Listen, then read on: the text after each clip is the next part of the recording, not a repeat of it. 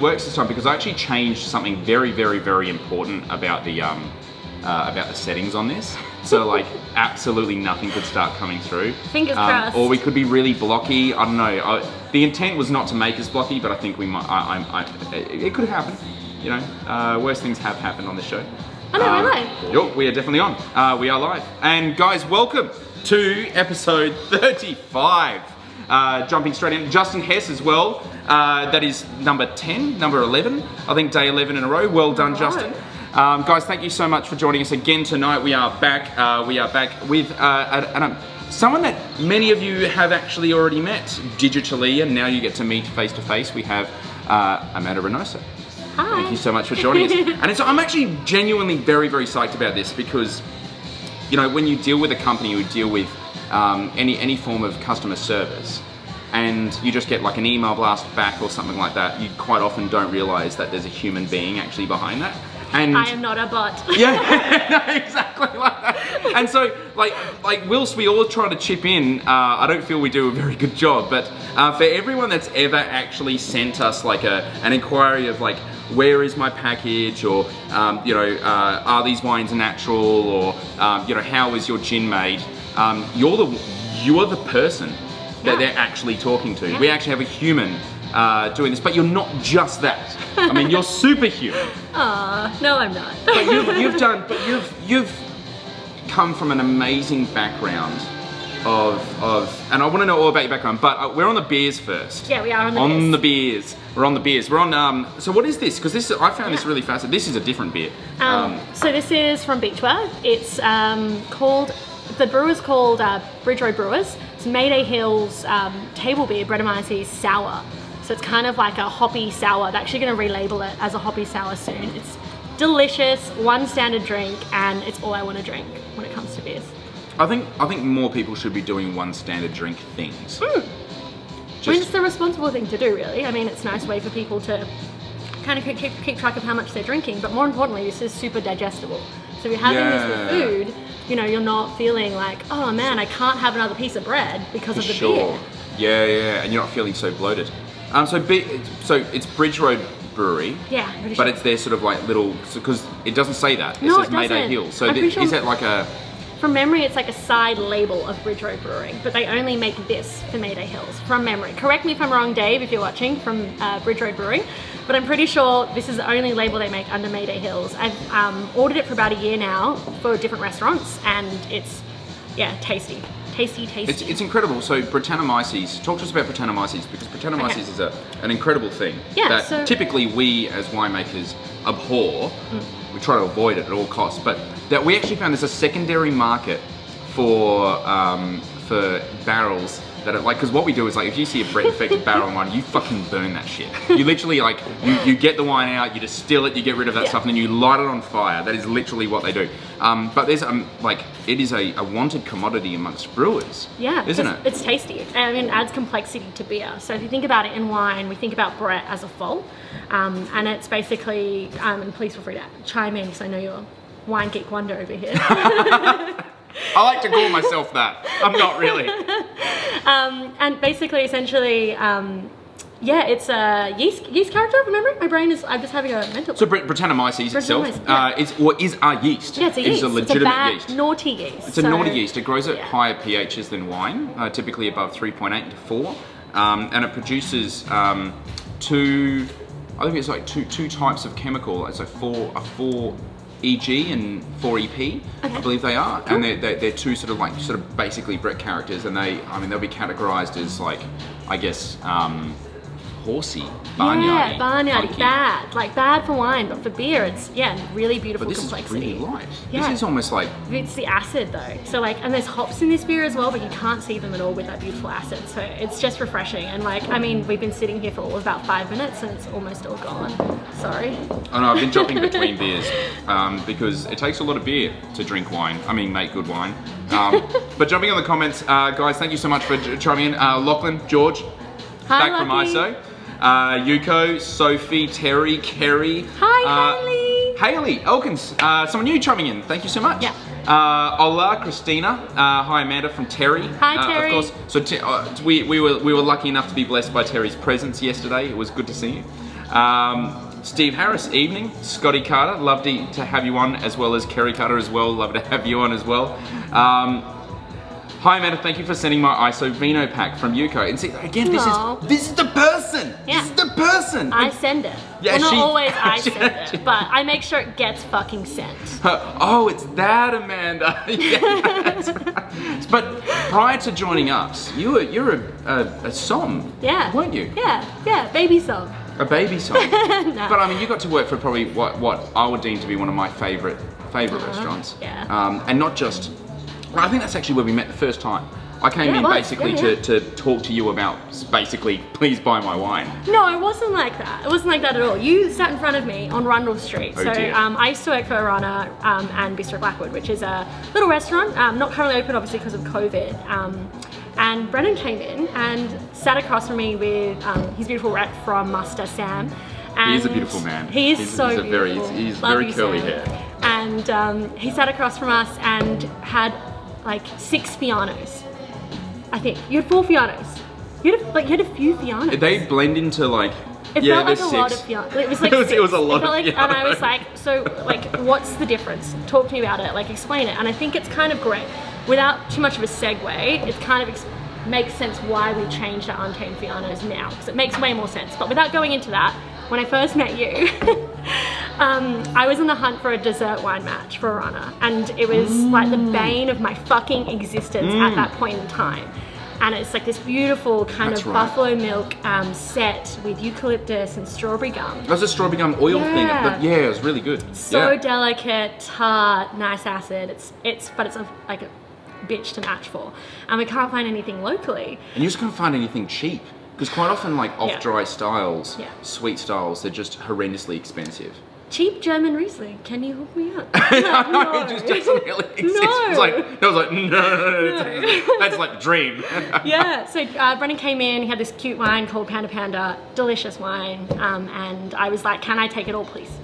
Like, politely. I'm pretty sure. Did. Yeah, and I did. You literally did. Yeah. I was like, oh my God. Well, like, wow, it was really, I want to say it's really expensive. I mean, it's Unico expensive. We don't really do, like, a mandate for us is to try to, I guess, find wines that are really approachable in price point. Because it's not about sort of that end. It's about introducing people to wine made in a particular way. It was pretty humbling, to be honest. But I mean, how did you work backwards from there? So you also worked with Arana when they did their pop-up in Sydney. Yeah. Okay, that's not working backwards though. That's going forwards. But okay, so a little bit about me. I suppose I moved to Adelaide about 4 years ago in winter from Sydney from the big smoke. Sucked. Yeah, it was very cold. Yes and no. It was amazing, life-changing, great. I lived in Steve Pannell's beach shack on the Esplanade. Oh yeah, I've been there. Yeah. I've been drunk there. I mean, I've been drunk a lot of places, but in particular, I remember that place. No, it's awesome. That place hasn't left the 80s. It's great. it's a really great backyard, or take the front yard to the ocean. Yeah. Right on Port Wollonga Beach, basically. And it was the winter that we went off the grid, like that stormy winter. So like I was freezing down in Port Wollonga. That's right, when we had the big sort of windstorm thing and it knocked down a whole bunch of power lines, and the real life Tony Stark came in and saved the day with a battery. Yeah, or Elon Musk. Musk. Yeah. Yeah, so moved down about 4 years ago, worked in McLaren Vale for about a year, got really hooked up with a beautiful, amazing wine community down there. It is very Jill Gordon-Smith, Steve Pannell, the guys at Coriol, including Alex Shirar. Just amazing year, and it was such a culture shock from Sydney because I'm originally from Sydney. Yeah. And I was like, whoa. It's like moving to a big country town. Yeah, a lot of people totally. say. We're not in Kansas anymore. Yeah, it's pretty nuts. Like crazy. And then after about a year of that, I decided to move into Adelaide, and I worked for the beautiful boys at Prue. Hi Shane, hi Joe, if you're watching. And of course you guys would have met Shane Ettridge that came on the show a couple of nights ago now. Yeah. It was good fun. He was really good. No, but they really took me under my wing, and I met so many people in Adelaide because of Under their wing? Yeah, under their wing, under my wing. Did I say under my wing? Oh yeah, you took them under your wing? No. Everyone has wings. That's all you need. That's all you need to remember. No. They were awesome. hooked me up and made me feel really part of the Adelaide community. So that was incredible. And then from there, did a couple of different things. Went to the Cube, and then was approached by Jock actually at Rootstock when I was volunteering to be the som at Arana. And I said no. I was like, I am not ready. I am not qualified for this. Maybe in a year. And literally a year later, I took the job. Yeah, really? Yeah. I was working underneath Sean Lau. Sean Lau, you're an amazing som to work underneath, and you taught me so much. And of course, you guys have met Sean a couple of times as well. And I think that's been a sort of a really important thing to acknowledge for this show. You know, when we made, Laura and I sort of sat down, it'll be a little over a month ago now, and we were like, yeah, we're going to do like obviously a direct, show every live stream every single day without fail, and inherently just we'll talk to you guys and build a bit of a wine community. I was flabbergasted with just how active you've been, because like a lot of the guests that you've brought on, I've done a bit of work. Because like, you know, these people that and I've known Shane for years, but not like you've known Shane. Yeah, very different. I think when you're in the walls with somebody, in the middle of service, and there's glasses everywhere, you're making a cocktail, you're talking to somebody about wine, you know somebody in a very different light. Yeah. Yeah. In a great light. Like, and you kind of give someone, I'm not sure, like a bit of leeway. Yeah, totally. You kind of like, you I don't know, when you're really, really friendly with someone, you kind of like they can kind of stuff that relationship up 7 or 8 times and so it's still okay. Like, and it's like what happens in service stays in service and you move on. Yeah, totally. And also what happens when you work with somebody stays with when you work with somebody. You can still have an amazing friendship afterwards. And I think the wonderful things about the Fruit Boys is it is a crazy venue. Like, and I don't mean that negatively. I mean it as in like crazy shit happens there. Crazy fun stuff happens there. Totally. Yeah. And you walk out the venue and you're like, oh yeah, I left this amazing venue. That's why you go to proof though. Like you want that experience. Yeah. It's like going down the rabbit hole, essentially. And so yeah, it was interesting leaving leaving bars and then heading back into restaurants. It was kind of like a weird transition, but freaking awesome. And I went into Arana with my eyes wide open. Greta Woolstadt sat me down and was really like, no she's bullshit. Pretty awesome. Oh, she's a boss lady. Greta so Woolstadt. Cool. Oh yeah. Sat me down and was like, you know, like, I don't want you to be under any misillusions when you take this role. Like, I want you to know exactly what the fuck you're getting into. We're changing the face of Australian dining. It's no easy task. The wine comes second to that. So she's pretty much asking you as a som to put your ego at the door, which is fucking awesome. Totally. Yeah. Totally, because I think that's one of those things, like, I was going to ask, like, there is literally this hashtag thing that goes around called Som Life, right? Yeah. I know, it's like, so how is... I mean, sorry, I'm Josh, not if you tagged that before. I'm not, and it's one of those things like when you're bragging about a bottle with big label energy, Som Life, when you're dropping, 4 times the price on the wine rather than the meal, it's Som Life. What is Som Life like though, for people? Ooh, perpetually being underpaid, but also having a bigger wine budget in your mind than in your actual wallet. That's right.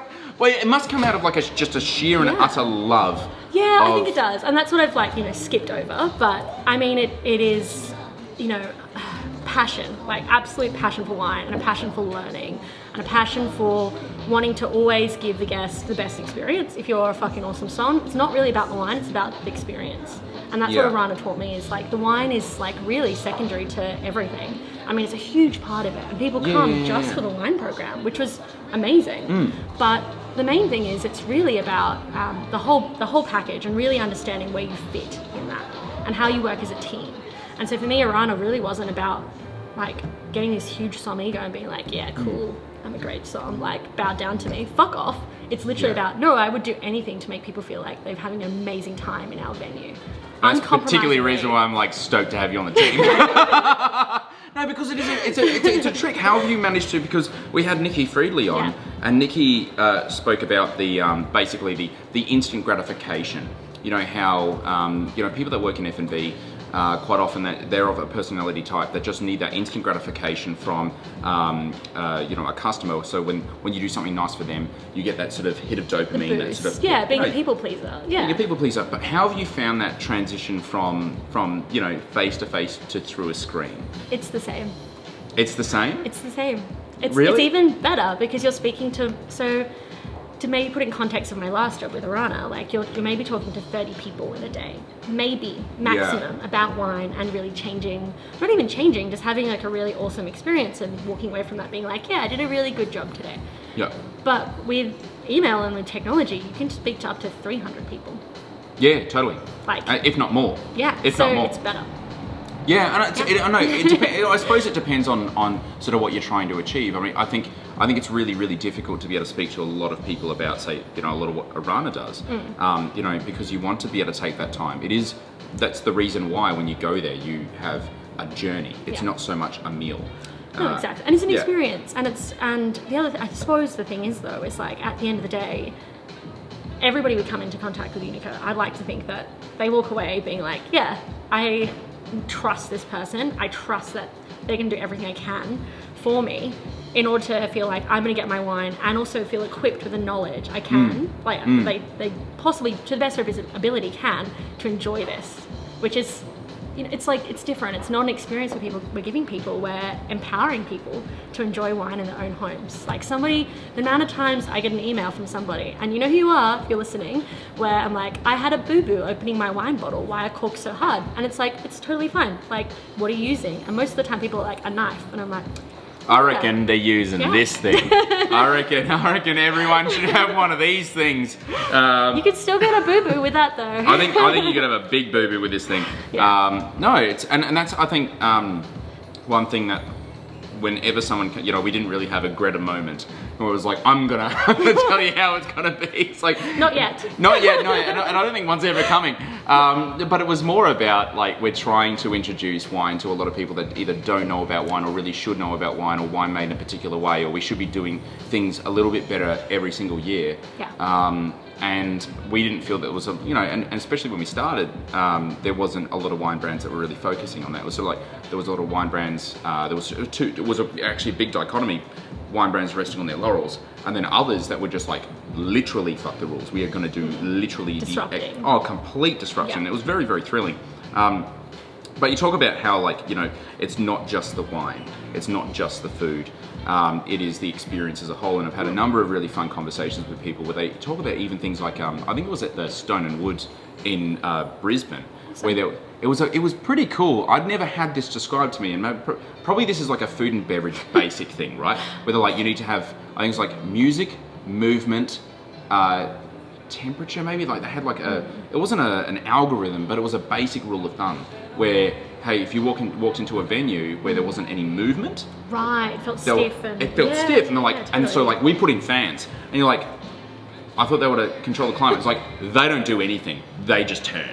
I was like, it was like, you just need to have a bit of dynamic movement to be able to set the energy level of the room. And I was like, that is amazing, because when we started, we had, we went to work with winemakers and other companies, and it was all about, it's the juice in the bottles, that's what's really important. And I'm like, okay, but when someone buys your product, you're not selling them just wine, are you? You're selling them the bottle itself, you're selling the label, you're selling the cork in it, you're selling whatever's adorning the cork, you're selling your website and the experience of clicking through various things and all the imagery with that, and then the customer service all the way through to consuming it. So. And also as well, like, I think there's for some, I hate to say it, and this is quite controversial, but like, you put a bottle of wine in front of somebody, you've consumed it before you actually drink it. Absolutely, no, totally right. Totally, that sets the frame for everything. Yeah. And I mean, it changes the way that you go into tasting a wine, I think, and that's where I feel like,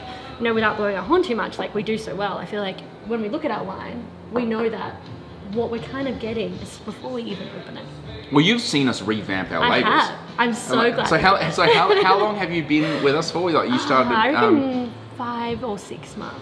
Yeah, and you've seen us already within that time just go, stuff it. No, we need to change all of this stuff. I'm so glad you did, because as like a wine buyer, I was so confused by the old labels. They were beautiful, like they were. They were, and the whole team and specifically Hannah did such an amazing job with them. But even sort of we sat back and sort of like what Shane was saying the other night, where like we had this idea of what we wanted to do, and we realised customers just didn't perceive it that way. So we changed in response to what our customers wanted. And if our mission really is to be able to engage with people and introduce them to wine and have that become a wonderful experience that lasts their entire lifetime, then change your fucking label. Yeah, change it. Change it quick. it's actually not that hard. You just change your fucking label. And find different ways to be able to communicate. And obviously for us, it's been going pretty well. But we've had plenty of beer. Do you want a wine? We're doing a wine. Let's have a wine. All right. Let's have a wine. We're going to organise the blind wine. Oh, we're going to be doing some blind tasting. Of course, that's right. Oh, and I'm just going to get rid of this next graphic. I throw it in there, just every now and then. But yeah, it is literally happy hour. Welcome. And we're doing a little bit of blind tasting. So, Terry, we are 99% through a bottle of Hemira 2017 Old Vine Grenache. I think they're quite a large Barossa producer, actually. And I'm surprised that you've actually got a bottle because I think Hemira is a majority exporting I've never heard company. of it. On the homemade orange and ironbark gin. Was that? Did you steep orange peels in the ironbark gin? Ironbark gin, amazing, made by a particular gentleman called Reg, who is a ex-petroleum engineer and very, very smart individual, who's now the head distiller for Manly Spirits. Very, very. Oh, wow. One of my favourite people in the distilling industry, actually. Yuko Frost, I actually had a Britty wine right after I had a horse, I was horse riding, wasn't sure if it was my pants or the wine, I'm serious. I'm sure that was a very confusing time for you, Yuko. Oh, That's dear. so good. Table beer from Rachel Sutter. Yes, no, it was yummy, it was legitimately yummy. Georgie Davidson Brown, Arana represent. Yeah, and seriously. Haley, Mac Forbes wine match for the win. So this is, we're going back to that dessert that was really hard to pair for. Oh yeah, for sure. Like yeah. amazing wine pair, one of the amazing wine One of the pairings. RSs. Yeah, it was like 7 or something, or like, oh, I can't remember now. Because I'm pretty sure the Panda Panda, when you brought Panda Panda on, that was an RS of like 33. It was so good. That was had so much sugar. It was amazing. We have the other night, that's something that was off dry. Was it here? It was on the show. I couldn't believe that it was like 44 or 45 grams. It wasn't to bilk. No, because to bilk. No. To bilk. RS. No, it was something that had RS. Abra? No. Oh, Yes? Yes. Yes. Yeah. Yes, it was. It Yeah. was the Seven Hill Apera. Delicious. Yeah. I didn't believe how much sugar that had. Yeah. So we had a Mac Forbes Magnum. We were pouring at tables. It was amazing, delicious, and we only had like 10, the last 10 in SA. Was that Seven Hill? No, that was the Mac Forbes. The Mac Forbes. Yeah, right. So good. Sam Mitchell, almost a year to the day since we went to Arana for our anniversary. We're celebrating again today. The crocodile soup was so absolutely ridiculous. Well, happy anniversary. Happy anniversary, Sam, and obviously thank you for chiming in via Twitch. Sean Lau chiming in as well. Because we're heavily hospo industry. Are we? Well, no, we're heavenly hospo industry in Adelaide. Thank you very much, Kerry. Oh, that's nice. I like this, that winter with the big storm, we were motorcycling up to Darwin through Cooper Pedy. The storm was a day behind us. Stephen, how did that actually feel? Like how? Were you like trying to outrun it? Is that? I mean, because I certainly would be. It was a hectic storm. I remember our power was out for a number of days. I went to the Victory, so I was in very safe hands. We were sitting like in candlelight. So the Victory is a pub down in McLaren Vale, sort of like the southern bit, Sellex Hill, and it sits overlooking this beautiful vista and like beaches, but it also has like an amazing wine cellar. Like Doug does an incredible job. And we were like, my housemate at the time, she's like, what do we do? Like, power's out. And I was like, go to the pub. Went to the pub, sitting in candlelight, drinking Coopers on tap. It was, perfect way to be like, is the world ending in SA? I remember when we had the Samson Flat bushfire come through, and it was like that really, I mean, Cuddly Creek was actually a lot more devastating, but when the Samson Flat came through, everyone was just at the pub on the mezzanine watching it, and I was just like, I reckon Go home. It's like they're going home, but I'm sure they were okay, but I think they were just sort of like, they could have even been CFS members that were just like knocking off for the night or something like that, just watching it. Yeah, that makes sense. It was very, very cool. All right, so we're jumping on this one, getting corky out. What have we got here? This is going to be really good fun. Yeah. Do you have to close the comments? Close the comments. Yes, I'm not viewing the comments. I do not know what's going on. Do they know what's going on? I don't know. I think Noah's been on the beers, and so I think he's Maybe you're on the dark. Oh, it's already on there. Great. Oh, good. Thank you, Laura. Actually, while I'm smelling this, I'm gonna grab my pad here.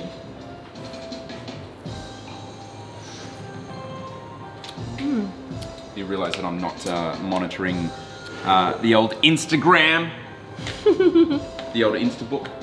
First impressions? First impressions, are we talking power move here? Is that? I I think don't know. I don't like your definition of a power move. Is a power move just to completely like obliterate you? No, the power move is basically like to make the call on what it is based purely on an initial sort of thing. Power move was like, I'm going to show Brennan. He knows The what. smash. No, like like a power move of like if you smell it and taste it and you can call it. Right, okay. Yeah, because there was a couple of times that I didn't, and I actually Do did it. nail I want to see and your I was like, yeah, do it. yeah, okay. I'm really intrigued now.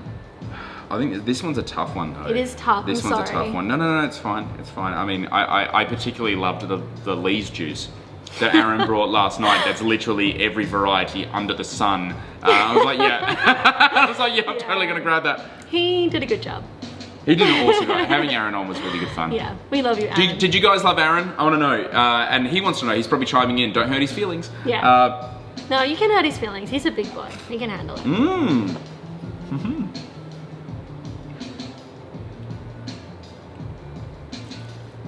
Oh, this is good. Oh, this is really good. Yeah, it's real good. No idea. Oh yeah. Oh, this is really good. Oh wow. Okay. Okay. Firstly, I've not tried this before. Cool. I've definitely not tried this before. My gut feeling is. Do you know? I want to say it's Old World. I so want to say it's Old World. There's a Why? moose here.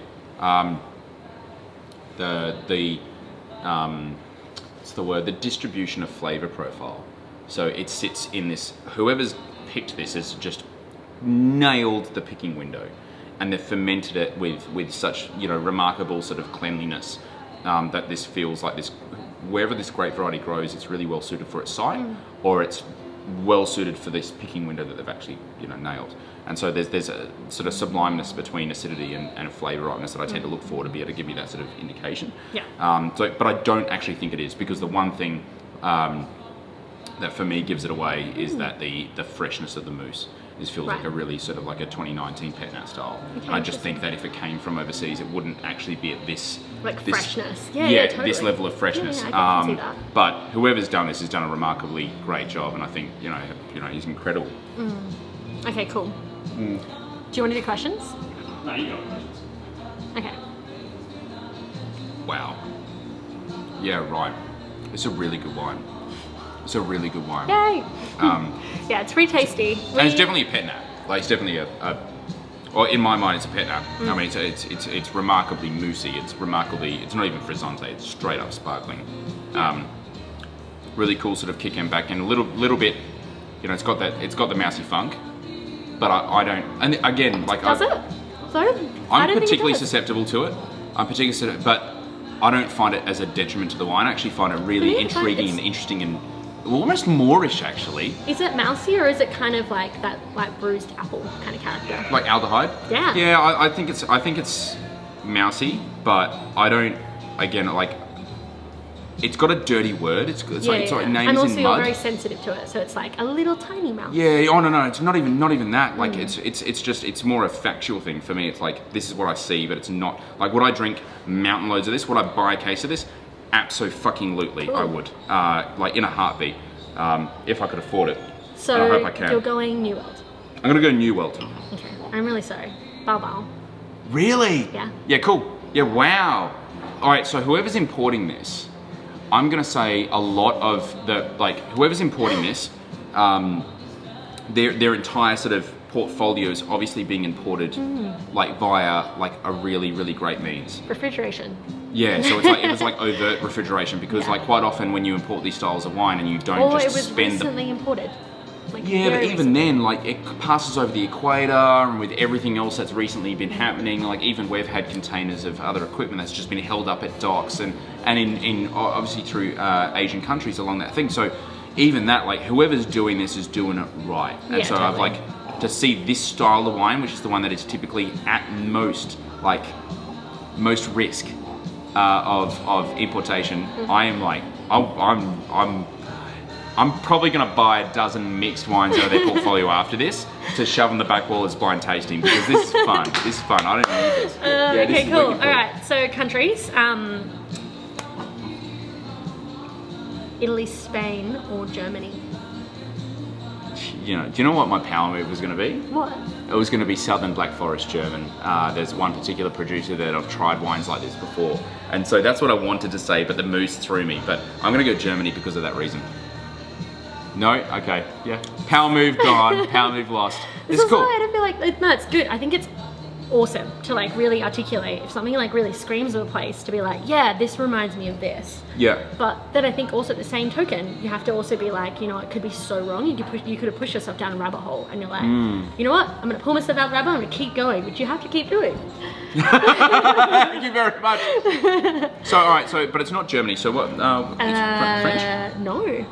Spanish? I didn't even offer French as an option. What was it? I was just so firm on German. Spain. I thought I said Spain or Italy.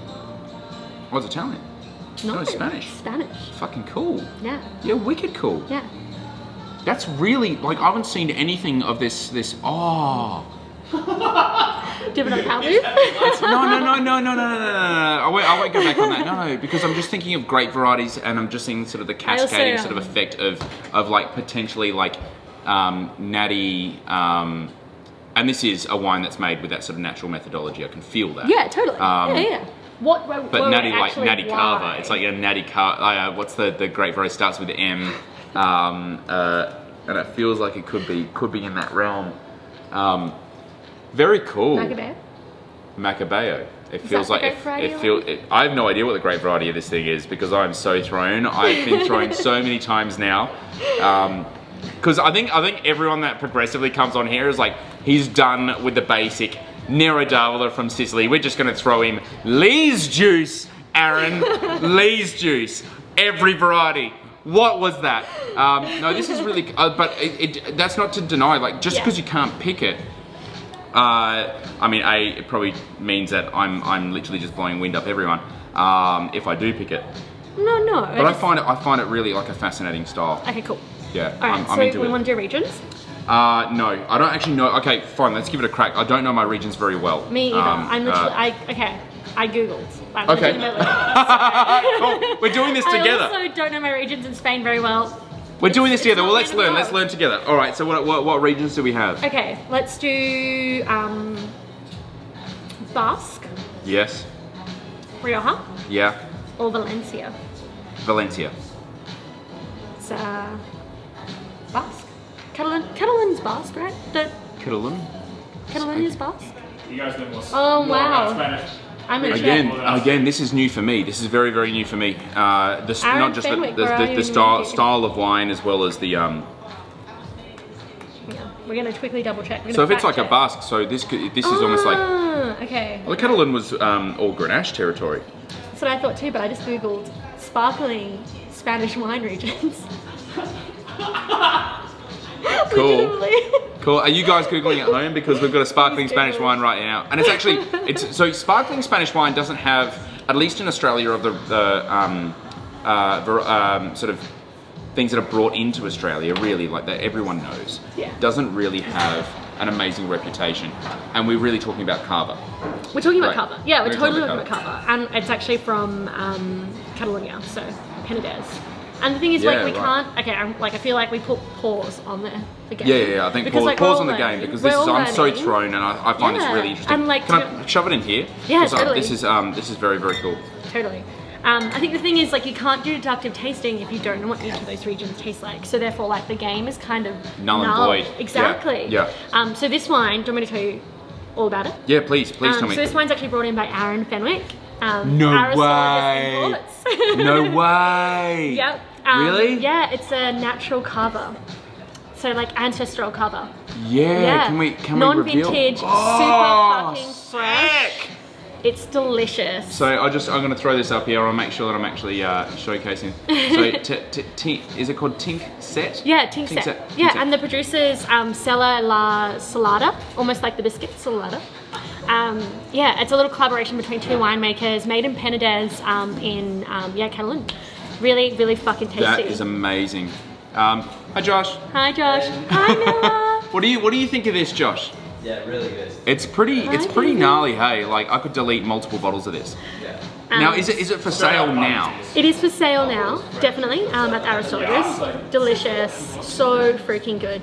The first time I tried this, Yeah, the first time I tried this, Josh had just gone fishing and he brought home like fresh whiting and then we'd like crumbed it and like quickly cooked it. This is, I was just like, And it yes, was like, this is so good. It was like that moment of like, fuck, this is so good. I'm like, This that's is my an simple amazing food. match. Yeah. No, it's not Hashtag Sommelier. No, it's like real food, real fucking wine. Real fucking wine. That is amazing. So do they bring in other stuff as well? Yeah, they do. They bring actually have amazing wine from Slovakia.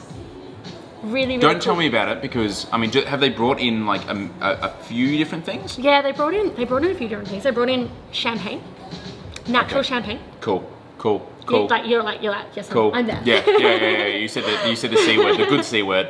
All right, we're gonna grab a bunch of blind because this one's like a fun. I like wines like this because again, it's one of those shove it in the flavor bank, shove it there. I should have picked up from the mousse and stuff like that. You can see and varieties, of course, is Macabeo would be, I assume, and one of or a myriad of different varieties that can go into Spanish Cava. It's just so clean. It's just and so the mousse, clean. you're right, the mousse is so beautiful. It's so delicate, the bead, it's just... What's it like licking? It's like licking... I'm trying to think. I know, you're telling the story, man. I know, but like, I'm trying to, like, it's like silky. It's like a... It's silky. It's like licking a lemon through a silk screen. And It's also, like, you know what? there's a texture Whetstone. to it. You know how like some wine wankers like to say whetstone? It's like licking a wet stone. That's whetstony. It's definitely Is got that the mouse hints, So though? no, I don't think it is. No. It is though. definitely there, but it's really nice. It's I nice really want to mouse. like emphasize that because like It's not like the dirty mousey. It's like, oh, like no, the I would fun, feel like really, Mickey really, Mouse. like I said, I would feel very comfortable, this and I'm like going to prove Mickey it by Mouse? actually buying a whole bunch. Is this like Mickey Mouse? No. Mouses? No, like as in like it's the fun mousiness. Like That's a good way to put it. Maybe we should insert that. There's a new term, hashtag Mickey Mouse. This is a Mickey Mouse because it's fun mouse. Yeah. It's a nice mouse. Or is it too Disney and I'll just shut up? No. You can't. Can you be too Disney? I don't think that's I'm the okay thing. with being too Disney. No, I need to. We're gonna do this. We're gonna get old mate Aaron to wrap up a bunch of bottles and we'll shove them on the back wall So because good. I'm a big fan of that. I'm a big fan of that. What do you guys think? What sparkling wines have you guys had recently? I'm curious. And has your consumption of sparkling wine gone up or down during COVID? And importantly, Hayley has chimed in saying, "Where is Greta Wallstad?" Where are you, Greta Wallstad? I hear you're up in a farm in the Barossa. We want you here. I reckon Greta should come on board because Greta's role at Arana, and I don't want to talk about Greta without her here though, but I can't tell the story. but I find it really fascinating because Greta held a very important role that is outside of Sommelier, is outside of like... Yeah, but Greta's the one person, front of house, no offense Hayley, no offense any other front of house person, who would pick up a bottle of wine and would go fucking pour a bottle of wine.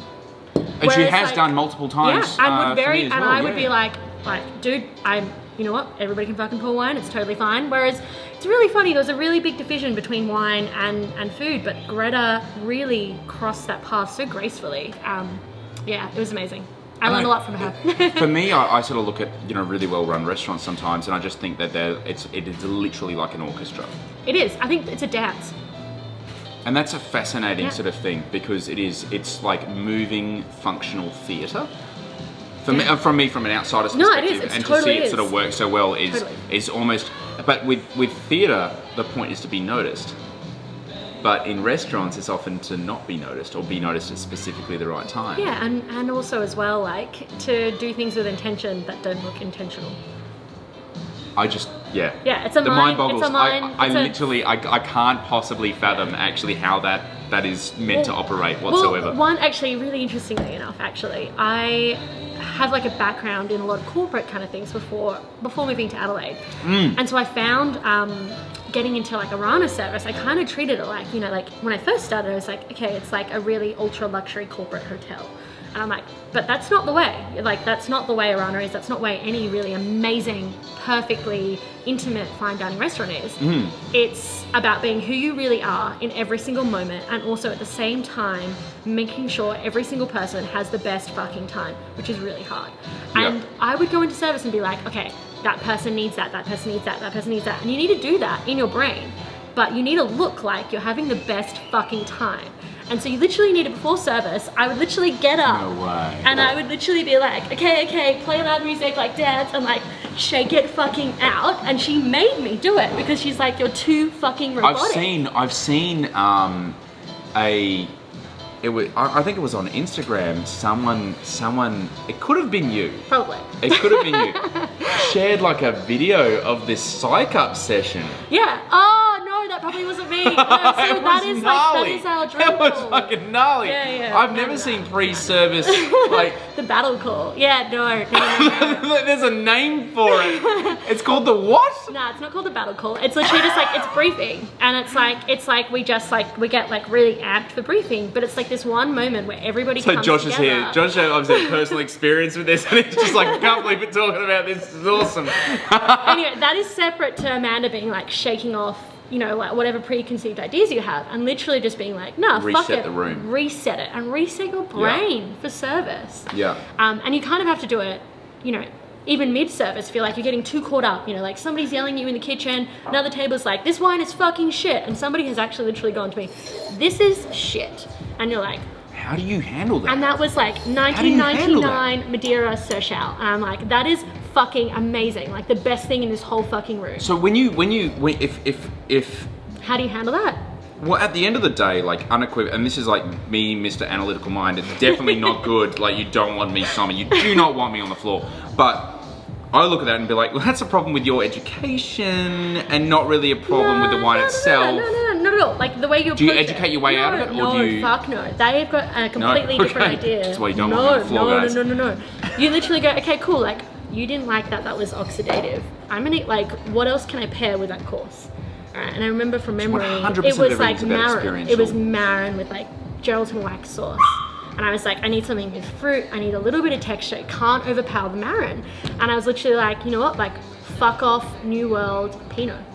And I can't remember the producer. And I was like, and he's like, this is amazing. And literally, instead of being like, wait, hold on, buddy. This is like liquid gold right here. I was like, okay, cool. I get it. That's not your style.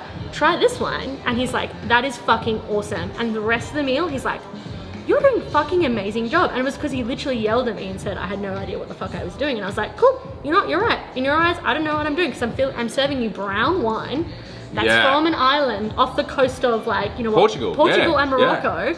That is like this, you know, amazing culture and history. They need to fucking hear that. They want to drink fucking good shit right in front of them now.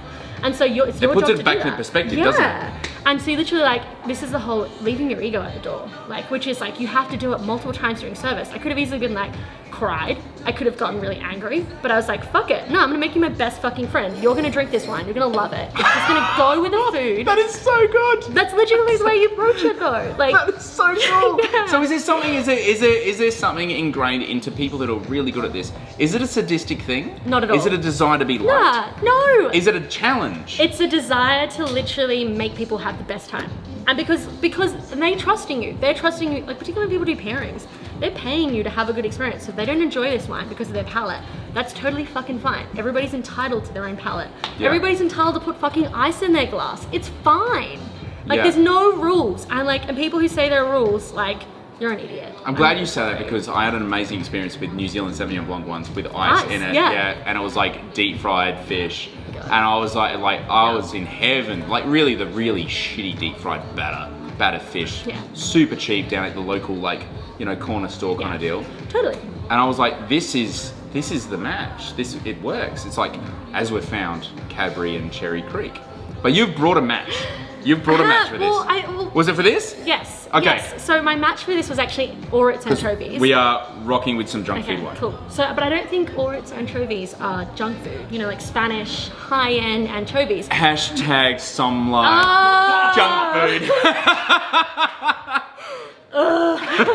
But you've brought, was it these? I brought popcorn because I kind of thought salty and we couldn't find... Cobb's natural popcorn. I thought just like, you know, like shitty salty popcorn. So they're not that shitty, but like... All right, well, Lord Duke, delicious. have you tried this? It's pretty cool, huh? Do you like it? It's pretty gnarly. I'm keen to get a bunch of this because this is, for those who don't know, it's my 30th tomorrow. So I get what I want this week. Alert the media. Oh wait, you already have. I get what I want this week. This is. It's my week to celebrate. I get it once every 10 years. All right, so Cobb's natural popcorn. Is this it's gluten-free, absolutely nothing artificial. Sort of like the wine, so it works. Yeah. Really well. I don't know. I think like you need to grab like a whole handful and then. Oh, one of those movie. Yeah, it needs to be like a movie handful.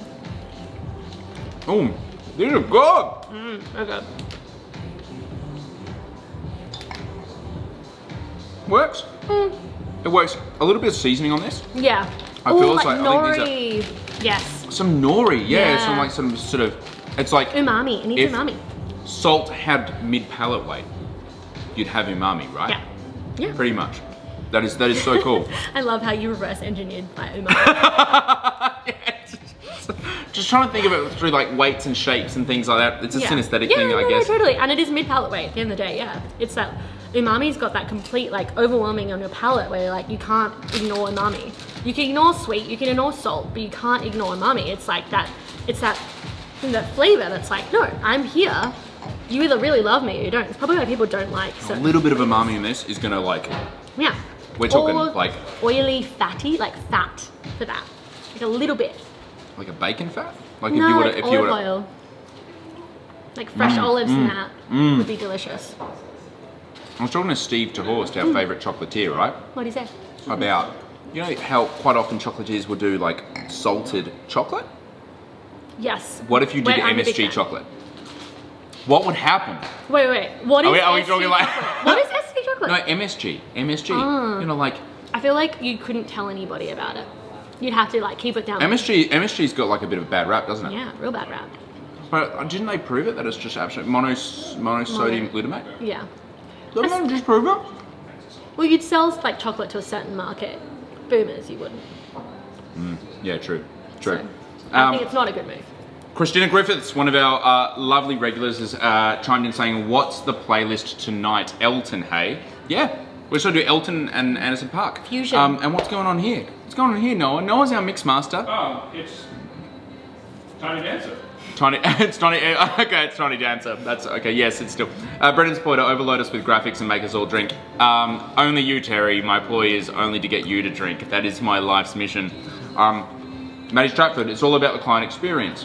Inherently, that's why we're all here.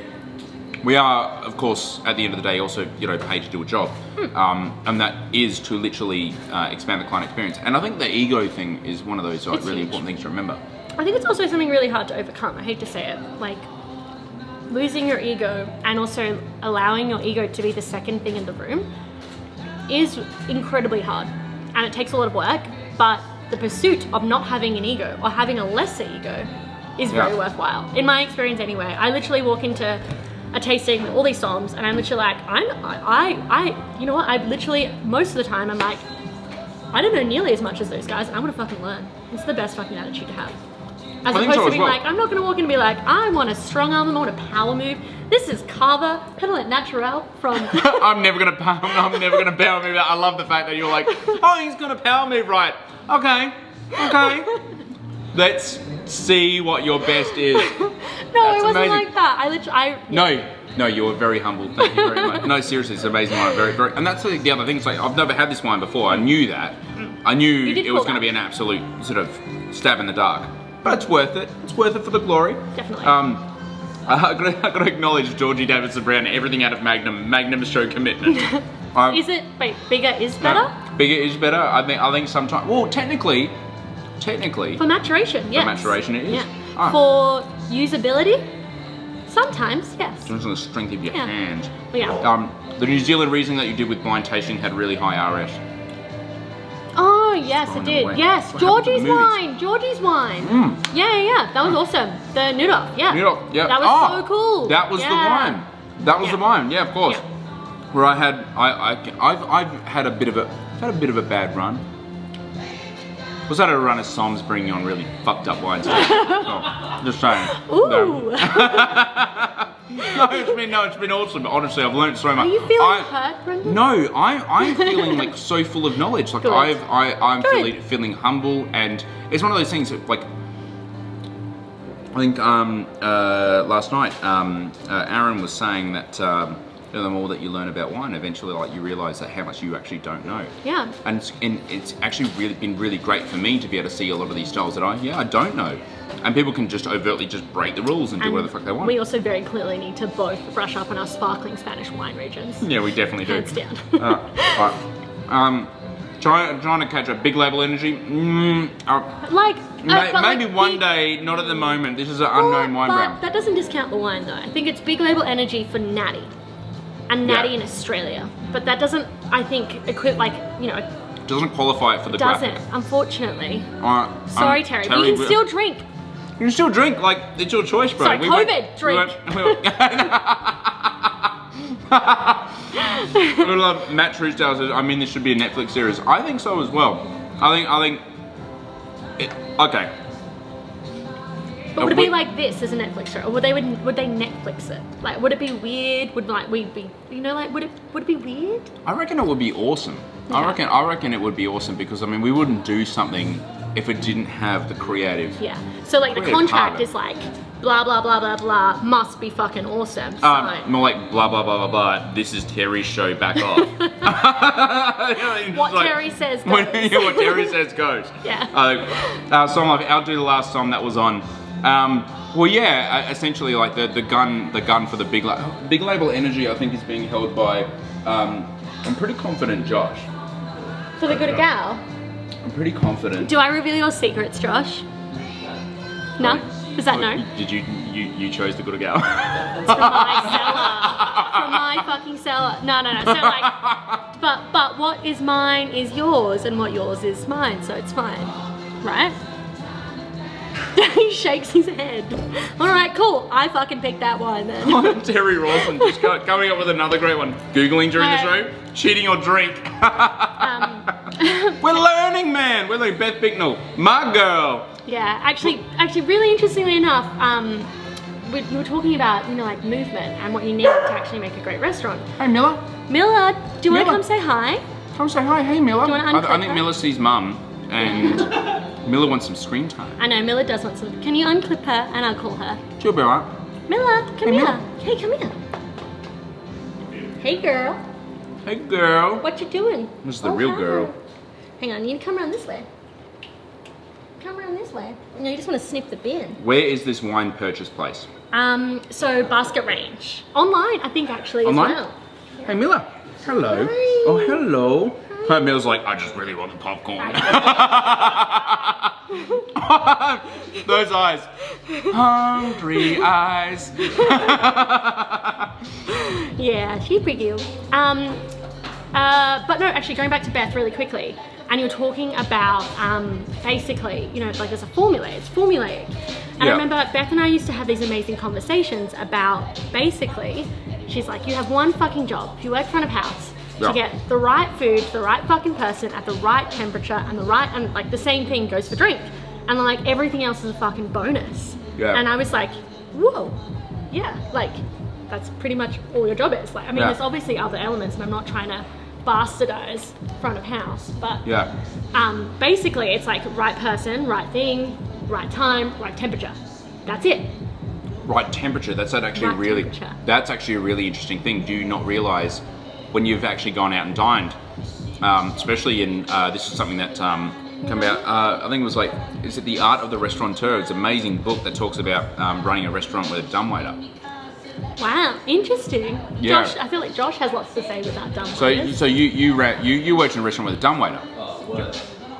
And it's hard because they want to deliver you your food at the right temperature, and you don't realize how much thought actually goes into the most minor of things that actually makes a very, very, very big difference.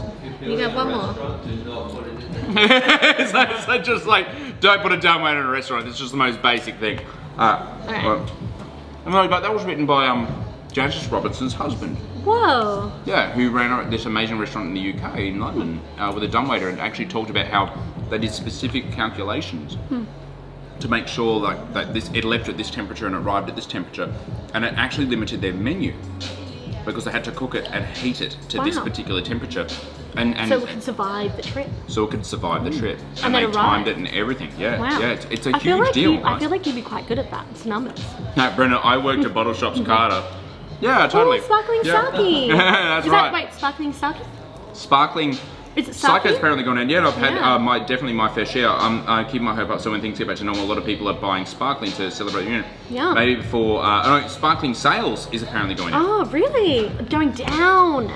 It's apparently That going. kinda I'm not makes sure if sense. it's like going down or if it's literally it's like guys, it's going down. Like down, prices are down. I'm- Yuko, what's your like scale of like sarcasm? Just so Yeah. you know for the future. I've tried sparkling sake though. Blows my mind. After sparkling Yeah, rosé it's awesome. sake, like sweet off-dry sake, utterly amazing. Eat Sam sake. Mitchell, service is war. I love that. That is so good. She used to have me, the clueless wine drinker, to try it and please, Ali That's O'Brien. my best friend Ali O'Brien. Hi Ali. She actually. This is why you need. Okay, if you're a winemaker, or you abide by the principles of #Sommelier, you need a really good friend that's not into wine whatsoever to keep you grounded and down to earth. And when you try and insist to them that this wine does definitely not need ice cubes, they look at you straight in the eye and literally pour ice cubes in and like watch you just be like kind of die inside, but at the same time be like, no, I respect that. You all need that Amazing. friend. You need That's that friend. amazing. You literally need that friend. And that's your friend. That's my friend. Thanks for bringing ice cubes and many other things to my life. The very first commenter for tonight and the last, I think, 11 nights, Justin Hess, Amanda, I love your philosophy on serving wine. I love Soms challenging me on my preconceptions on things. I'm not a fan of IE, New Zealand Sauvignon Blanc or Barossa Shiraz, and then blowing my mind with a unique producer. Yeah, it's cool. It's all about the producer. And also, you know what, I completely reiterate Aaron's sentiments. It's all about fucking good grapes. Good vineyards, good practices, and then you don't have to do that much. Like, it's all been done before you. I taste some nori flavors in some of Noble Rot wines. Ooh. Like a tri-ties. Yeah, yeah. I think that's a really good point. Like a lot of, I guess nori is in and of itself, obviously, it's not a fermented product, it's dry. It's really a dried product, It's isn't dried it? seaweed. Yeah, I'm pretty confident it's just dried, but it's actually really interesting for tri-ties wines actually produce a lot of very similar characters, irrespective. Is MSG bad or good? I say it's good, but I'm not... Tasty, but maybe not so good for your health. There's a common food additive with the E number of that is used to enhance flavor. It's derived from amino acid glutamate or glutamic acid, which is one of the most abundant amino acids in nature. No, you're dead right. It's also a massive component of they use it in sake. They use it in Aspergillus. Oh yeah, koji. Aspergillus oryzae produces MSG. It's just one of its byproducts of Wow, conversion. is that and why that's- sake is so tasty? It's probably why sake is so tasty. It's got large amounts of MSG Maybe we're naturally carrying it. maybe it's one of those things. Is it? Don't hate on MSG, bro. Yeah. Or is Seriously. it a misunderstanding? Oh, it's a complete misunderstanding. Wait, Georgie Davis Brown, whoever says size doesn't matter is kidding themselves. Georgie, thanks for that Well, insight. I can't really comment on that, I'm really sorry. MSG is bad, but you can have umami from things like dashi. Yeah, dashi, traditional soup stock. Yep, bonito flakes and shiitake or seaweed. Yep. I want to make dashi for my 30th. Ooh. We have a day to make it. Get me some bonito flakes. Gentlemen! I feel like I'm super keen. I thought you were going to say sake, and I was like, dear God, it's not happening. We tried. We want to try. I really want to make We tried. sake. It didn't work. Also, I know the should chef try from again. Marana is now making koji at home. I want to hear how that goes, Justin. We got given a whole bunch of koji. It's like sat out the back, and I did nothing with it. And it was made by Andrew Cameron, Mandry Macaroon. Oh, yes, yeah. And so he gave us. I think he went to. Did he go to? What's that bloody thing that happens overseas? Something about food. Something about Noma. Something about. Oh, Mad! Yeah, that thing. Oh my God, so Didn't Josh... he go to Mad with you guys? Josh Andrew went to Cameron? Mad! Same year. He was out at Africola, I think. That's so awesome. That's so funny. That is too good. Actually, speaking of Mad was a really interesting thing for me. Because I was working in Sydney about 4.5 years ago for an investment bank, which shall not be named. Fucking amazing investment bank. But you know, I was like doing 9 to 5, really loving my job, also feeling quite bored. And I was like 25, living in Sydney, kind of like, you know, riding the corporate ladder kind of thing. And I went to Mad Sydney, and it was like a day-long sort of talk. And it was like my first kind of introduction to Lucky Peach in my brain, David Chang. David Chang. David Chang, like my first, like knew who he was, knew who like his significance, but like was listening to him speak. And it was a day, and I was literally like at the Sydney Opera House, and I was like sitting right behind like Jill Duplex. If you're a food nut, like I was like, whoa, this is so cool. Like I'm among my peers, or whatever. I wasn't their peers. But you know, it was this day of really realizing like I didn't know a lot, but I also was really interested, particularly about food sustainability, like really interested. And I think wine, if you look at it as a food good, there's like, you can talk a lot about sustainability with wine. And I went to this and I literally went, fuck, what I do in my 9 to 5 has nothing to do with this. And I want to be doing more of this. And I was working at the same time at a little venue called Bar H, run by Beck Oh, no way. Yeah, wicked. Yeah, and Hamish Ingram. And Yeah. I worked there with my best friend, and it was amazing. Like I did it Friday and Saturday nights. I worked like for 15-hour days because I fucking loved it. I know, and Beck's just... And she's incredible. Awesome. Yeah. So they went on to do Banksy. They went on to do Yeah. Banksy, and she's just an incredible song. Like Yeah. amazing palette, really incredible different food pairings. So I remember the first time I tried aged sake was with Wagyu beef, cooked over the like the coals. Yeah, right. Fucking awesome. And like people would come in and you'd pour them like sake on like a tasting menu.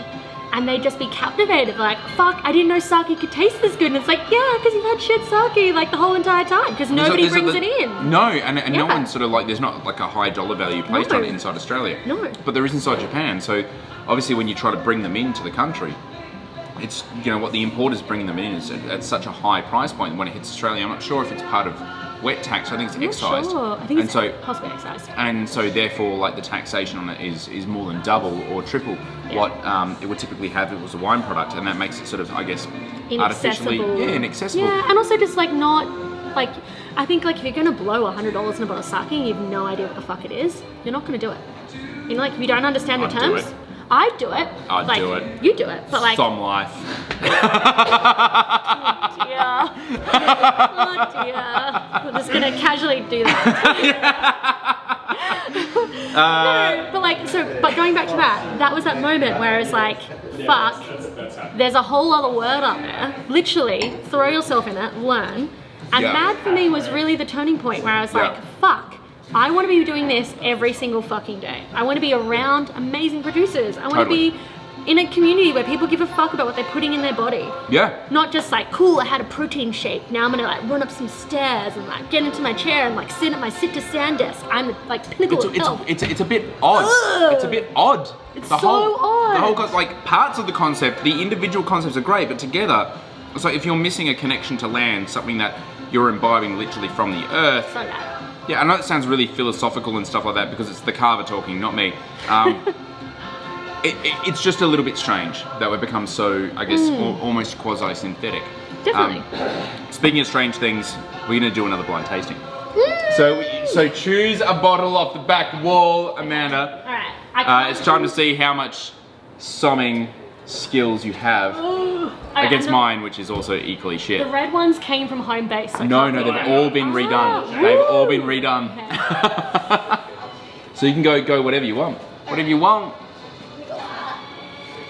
Aged sake is the bomb from Jan, our lovely Kia Ora. So good. For Jan, thank you so much for chiming in. Nori is dried, not fermented. I thought that was the case. Yeah. Kerry trying to throw me under the bus, talking about the Laura Carter comment. Something about I think whoever said bigger is better or something like that. Right, gotcha. Thank you, Kerry, for being very naughty. I mean, it's happy hour, so feel free. Should totally agree with the statement. Bren's got that. That's one of my girlfriends only drinks Moscato. Hey, Moscato's delicious. Moscato is delicious. Yeah. There's absolutely nothing wrong with Moscato. You know you're an industry legend when you're recognised by your nickname, not your actual name. Also, people enjoying Anderson .Paak as much as they were enjoying Elton John, because I definitely am. It's the carver talking, my future excuse for everything ever. Kerry, legend. Thank you so much. Terry, got to bounce. Really looking forward to the 30th birthday, so that will be tomorrow. Bye, Terry. I'll be here for a couple of hours just drinking in front of y'all. because that's how I want to spend my Do we 30th. get the corky thing out? We get corky out. Better be streamers, party hats, party pies, little boys. Oh, and fairy bread. I need fairy bread for tomorrow. I demand fairy bread. Just remember, I thought she had the upper hand. I don't know, man. I think she still has the upper hand. Alright, but thank you, Will. We stumbled into a municipal psycho exhibition in Hiroshima. Actually, Hiroshima is a beautiful city. But sad, very sad. No, obviously it's sad what's happened there, but how they've honoured it and how they've sort of like, it's really quite, you're going to walk through it with a degree of reverence. Of course you do, but like, they've done it really well. I agree, I think they've done it hard to do that tastefully. I really struggled with Hiroshima, but that's, maybe I'm too empathetic for Hiroshima. Fairy bread, how's that for junk food pairing? There is a natty Moscato d'Asti out there for me. Not even natty, just like Vera. I'm talking something on Lee's. I'm talking something with creaminess. Yum. Okay, we're gonna look at this. All right, let's look at this. We need to close the comments. We're gonna close comments. Yeah. Comments are closed. Don't know what's going on.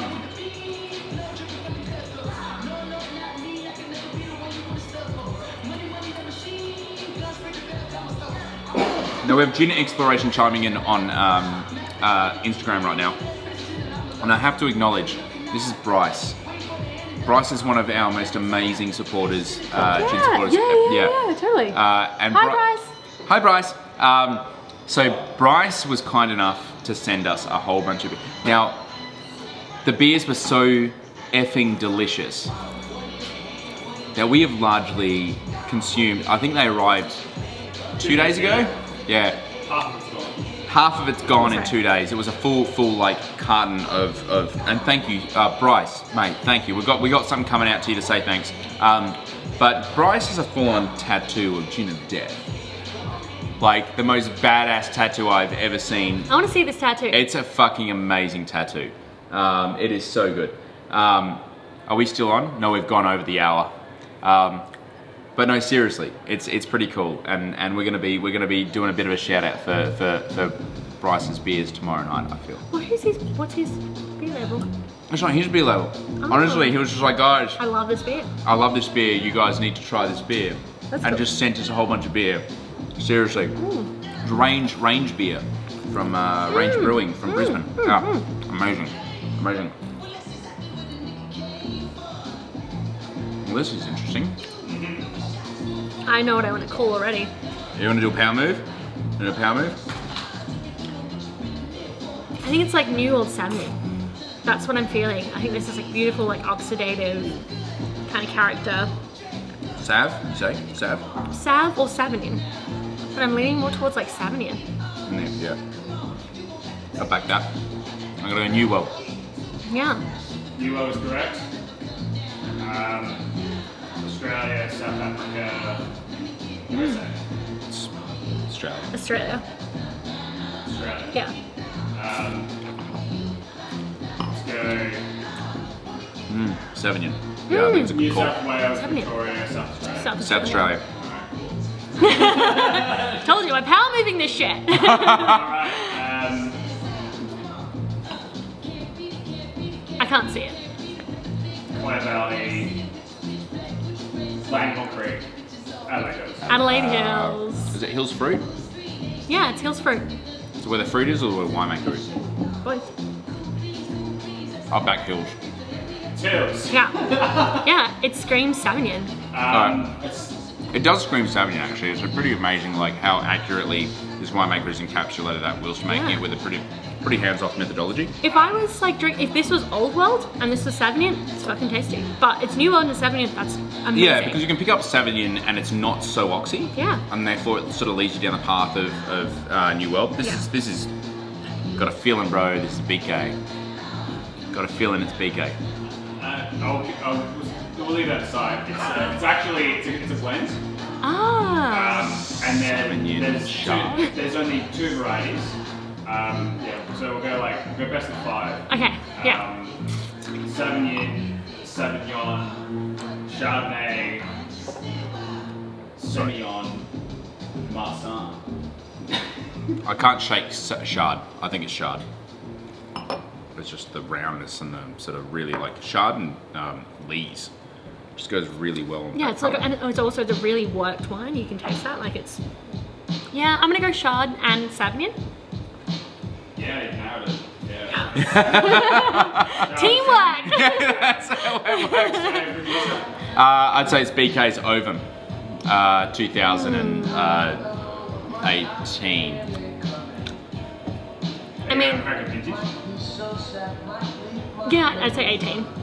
I both got vintage spot. Yeah, because it's fresh, but it's not like fresh. You know what I mean? Like No, it's not super Yeah. fresh. It's like there's a degree of like oxidative aging. awkward fresh. Like Yeah, yeah. that needs like that in a year. I'd like to see it another Fuck, year. Yeah. I think 1 year. It's like coming to its own now. It's like juvenile. delicious. It's a teenager. Yeah. It's like it's kind of cool. It's kind of Yeah. wicked. You can see where it's going. You're like, but I kind of don't like you, but I do like you. Yeah. I know, like you're a good person, but you got to become your own person. Yeah. Yeah. Do you want to have a producer? Can I have options?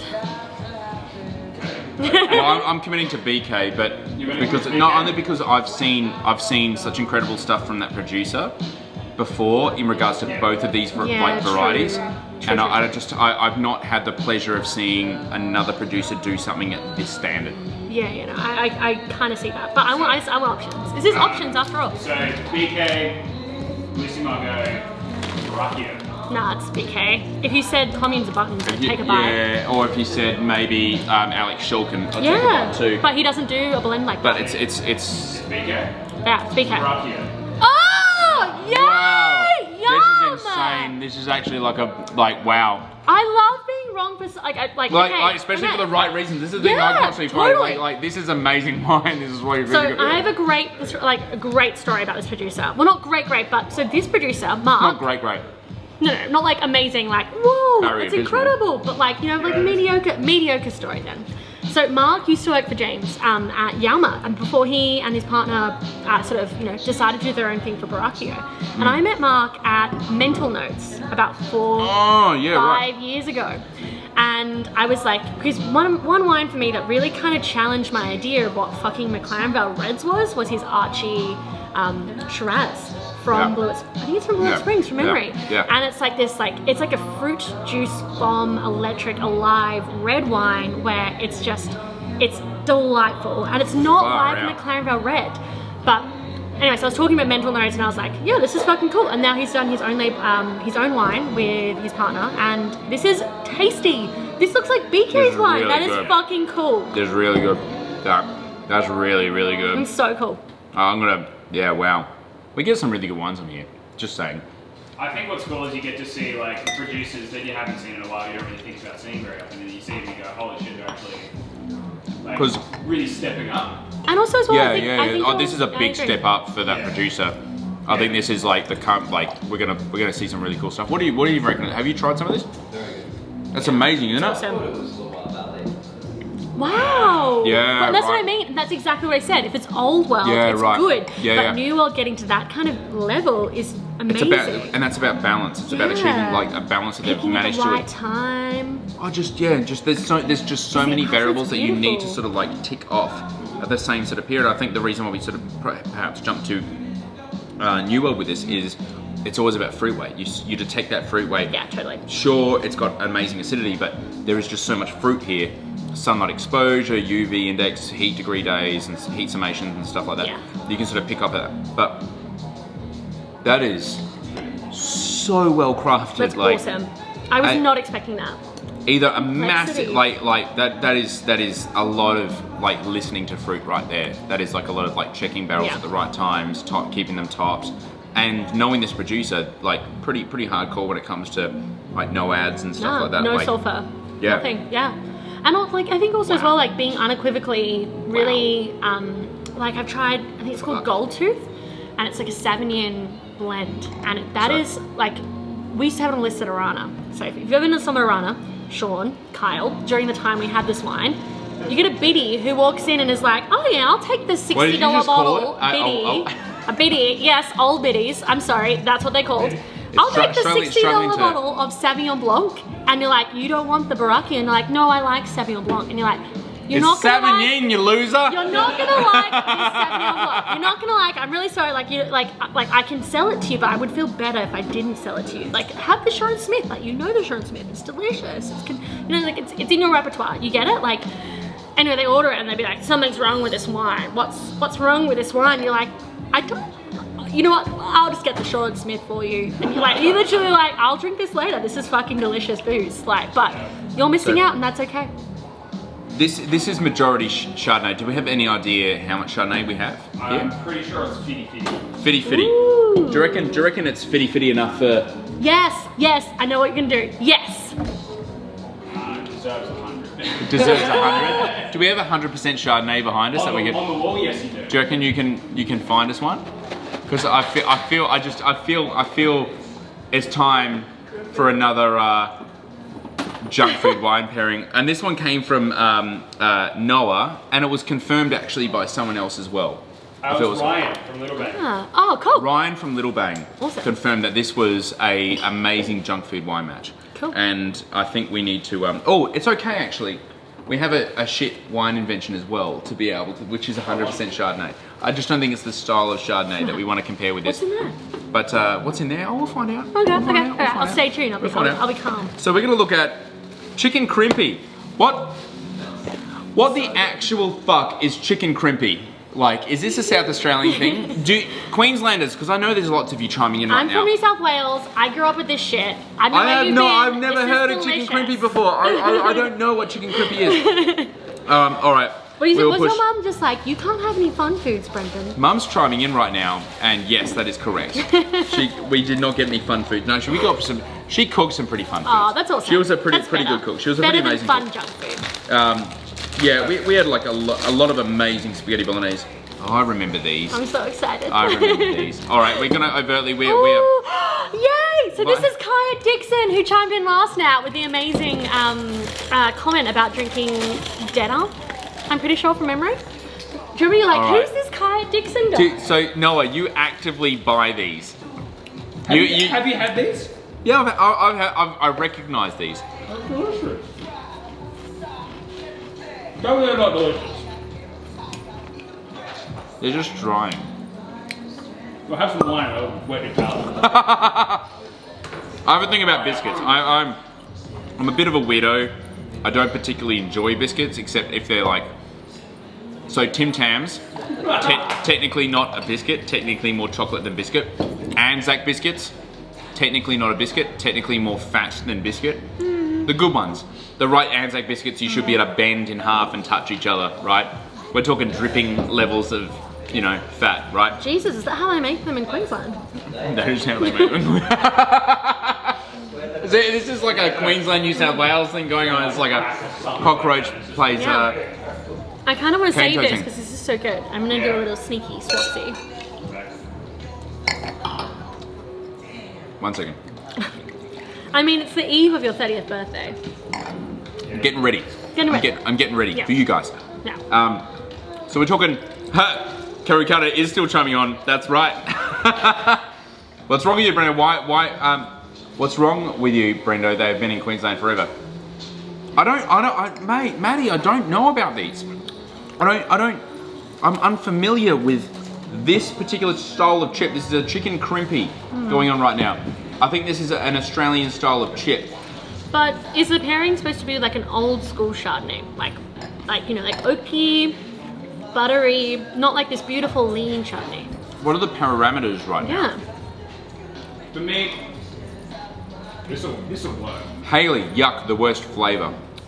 I think there's a massive division. Haley, we need to talk. Yeah. Because I'm into chicken twisties. Are you into chicken twisties or cheese twisties? Yeah. Adamantly, chicken twisties are filth.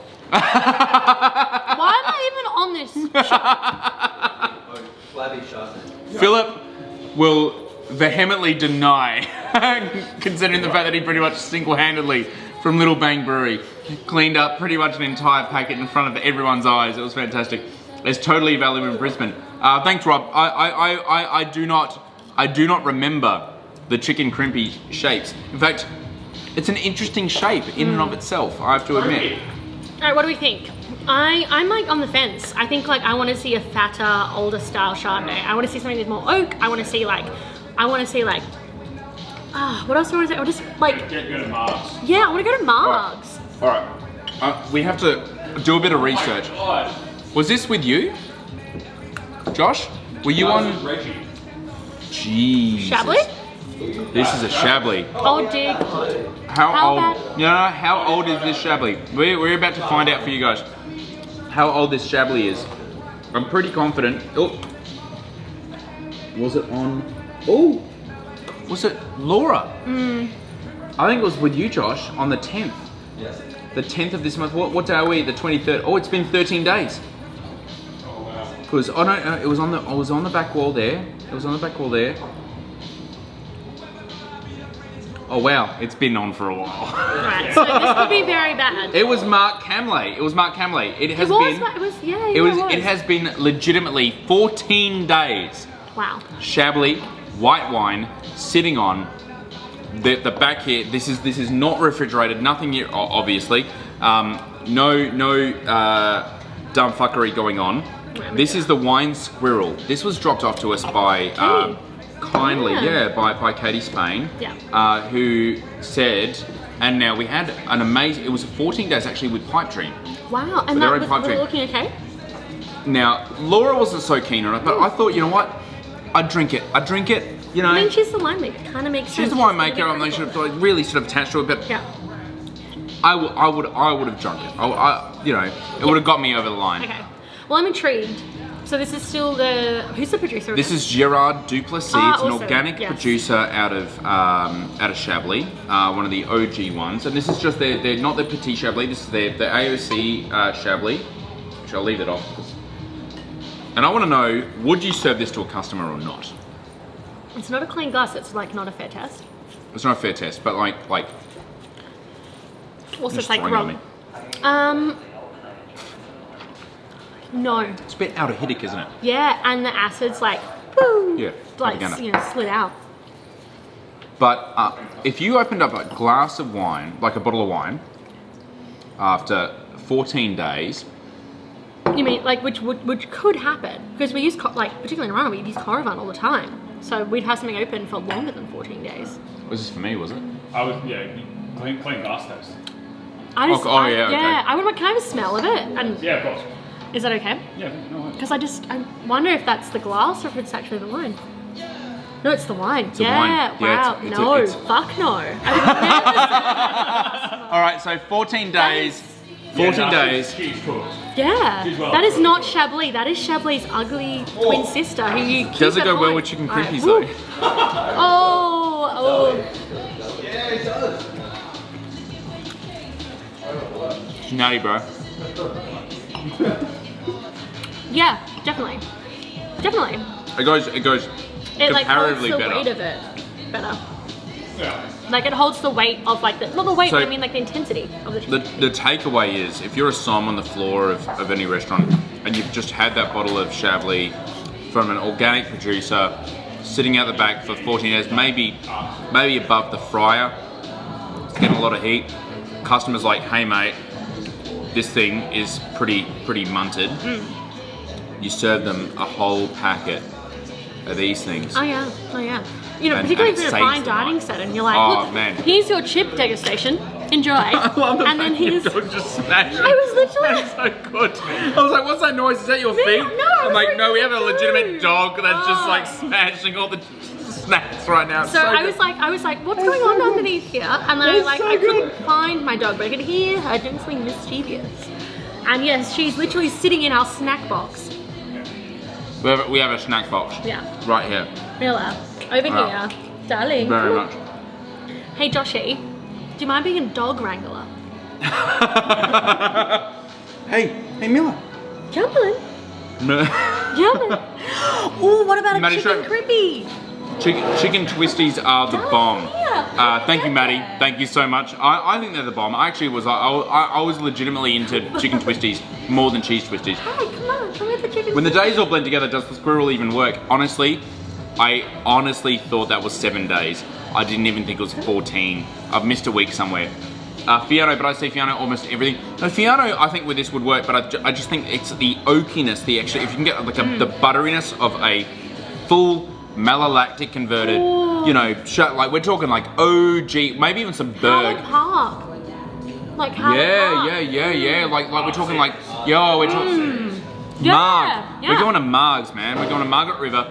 Like I feel the oat component works really well with the gluten of the biscuit. And I think we also see this a little bit with a lot of like champagne sparkling wines. Oh, you're like, give me the biscuits. You're so naughty. You are the world's naughtiest and best dog at the same time, and I'm okay with it. Not complaining, but I've had to pull out the charger to get through this episode. Great show, guys. It's been awesome, guys. It's been fantastic. It's a long format show. I imagine we may actually deplete the battery on the new camera here. In case you haven't noticed, we are on a bit of a different camera, so... Yeah. I also want to, while we've, not completely carved talking, to paraphrase you, I want to go through this month's pack. Holy shit. Yeah. Yeah. I want to do that. Yeah, we should probably do that. We need glasses. Alright. So one of the most important things that we actually have to do tonight is... We're going to unbox. We're going to... Unbox. So, in case you guys haven't actually followed for a little while, around... How long ago was it? We started... November last year. Started. Yeah. So we were trying to conceptualize... A lot of wineries do subscription packages, right? Yeah. And stuff like that. Yeah, it's awesome. Yeah. And so we were trying to conceptualize exactly what a subscription service would actually look like if it would be like relevant. I think relevance is a really important thing. And also it's sustainable. And I don't mean that as in like just for us. I mean for you guys. Like, do you really need 12 wines delivered each month? No, and the reality is you guys probably have a couple of other subscription services that you already and we love, obviously. We have not had a single Unico wine tonight, and nor for the last maybe couple of nights, because we really like wine. And I mean like really... Unequivocally, yeah. Yeah, really like wine. So we tend to drink a lot of other people's wine as well and support their wines. So inherently we started up this service called Unico and Co.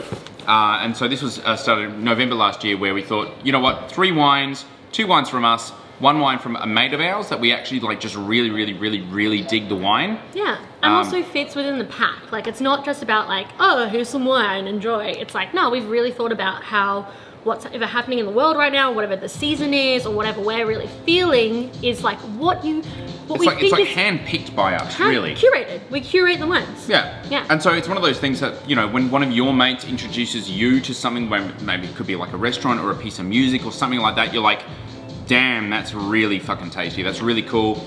I'm gonna keep doing that, because it kind of gives you that really sort of and also friendly introduction, I think. Yeah, definitely. And also as well, like, we wanted you to not think about it. You know, like you order wine all the time, you're like, oh yeah, I'll get this. We wanted like something to arrive and you're like, you can ultimately just be like, no, I fucking trust you guys. This is gonna be delicious, unequivocally. And hopefully you're gonna go and support these other people. Yeah, exactly. Really well as well. And so we've had, to date, we've had Alex Syrah. Alex Syrah, which blew me away, actually, with a Fiano, our favorite. I've done like a little white variety. baby vintage with Alex, and he is amazing in a cellar, and his one of wines the guys are incredible. that sort of like took Coriol to the next level. Yeah, Yeah, totally. totally, yeah. And obviously, you know, he's a master with Fiano, but he did Fiano Pet Nat that made me very jealous, because we didn't do it first. He did it first. And I was so taken by it that I could not shut up about this wine in WA, and ended up selling a whole bunch of his wine instead of our wine. But that's fine. Honestly, I absolutely adore the wine, and I'm a big advocate for awesome wine. So we shoved his Pet Nat in the pack. Yeah, no, it was awesome. And like, you know, admittedly, maybe we should not send Pet Nat all the time.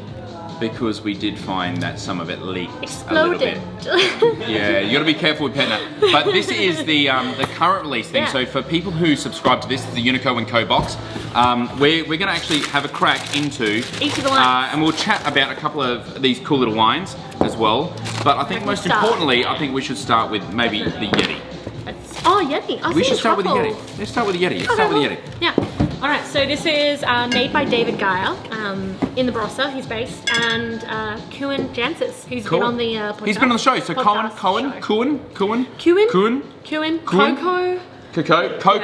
Coco. How can you say his name that would most annoy him? Like Coon. Coco, like French accent. Coco. He said it himself. It's Coon. Coon. It's pronounced Coon. All right. Okay. Coon. So we're not going to try aggravate him, Yeah. even though he would Hi, love Coco. that. We love you. You know we do. We had an utterly amazing time together in Japan, but let's not talk about it. We were naked together. In an onsen? We were in an onsen. Okay, fine. Not weird. Let's move over.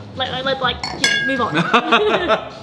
So can you tell me about this wine? Because Yeah. Sauvignon is sort of what they we just had an amazing Chardonnay Sauvignon. Yeah, totally. What is Sauvignon? So Sauvignon, well, it doesn't actually come from Jura, but it's really made famous by Jura. So Jura is kind of east of Burgundy, from memory. Ooh. Would you say? East, never eat East? soggy Weet-Bix. Burgundy, sort of southeast. Southeast. So southeast of Burgundy. Towards Germany. It's a variety that loves oxidation. Oxidation? No, that's not. Yeah, no, it does, because like the whole region was really, I guess, populated by the Spanish that were sort of ostracized. Yeah. So it went up to this particular area, and they started doing a lot of Spanish techniques, but in France. Yeah. And so, but they realized they could get a lot of the natural alcohol content out of just raw fermentation, so they didn't feel the need to be able to fortify. So quite often Sauvignon is kept we're talking about the Jura. Yeah. In the Jura, exactly. Yeah. they'll actually keep them sort of what we call ullaged. So the casks themselves are drawn down, exposed to air, and so they would actually form what we call a veil. Yeah. A floor. Yeah. Yeah. And like Type to of yeast. picture this, if you're looking at a barrel, this is like you're looking at a barrel. Pretty cheesy. There's pretty amazing. cheesy and like Yeah. half of it's full, and there's like this crusty, I'm saying crusty, but really it's like this delicious layer of floor that's on the top that's adding all this like incredible complexity to the wine, and it's like lovely kind of oxidative flavors, and it's just it's insane, and it's really hard to replicate out of Jura, and with that intensity. Honestly, floor yeast are the most particular yeast that because what they call obligate anaerobes. So they like to exist in oxygen-based atmospheres and anaerobes, so non-oxygen based. Yeah. And so to get them to grow, you need really, really, really, really particular conditions. You need the right pH, you need the right acidity, you need the right amount of temperature. Otherwise, they simply won't grow. Yeah. And so to be able to get this, and in this style, I feel there's a little bit of flaw here. It's relatively fresh, it's unfiltered. And these guys are sort of like, this is Barossa, right? No, this is McLaren Vale. This is McLaren Vale. Bullshit. Yeah, no, that's McLaren Vale. I know, he's done stuff from the Barossa before. I've had his Sochal, which is like, like fucking ancient, from the fortified industry. Of course. Yeah. And Madeira. just like incredible, like intensity of flavor, but no, they pick their fruit from all over, which is like pretty cool. But for this particular wine, I really like that balance between being slightly oxidative, but then being like obviously being New World and being like quite fresh and fruit forward, while also having like nice kind of like acid pour on it. It's quite good. It's amazing acid. And these guys are pretty dogmatic producers. Like they will not sort of step in the way of fermentation too much. Like, yeah, I completely agree. I think they're definitely like natty, like unequivocally natty. And for me, I've had a really interesting wine from them, which for me kind of benchmarked what they do, for me at least, which was their Brosé. So it was like this, what? Sorry, Ali O'Brien, I'm just ready to see who has the best wine swirl. I know. You're really obvious with your swirl, whereas I just feel like it's all on the wrist. I know, it's not really sort of obvious for me. I just kind of like, there's one really sort of interesting one that in Queensland they do, which is they sort of like hit the, No, like, that's weird. like throw it onto everything around them. So weird. No, but for me, I remember having his Brosé a couple of years ago. I think when I first moved to SA, and it was literally like Turkish delight on crack. It was like you were thrown into rose petals.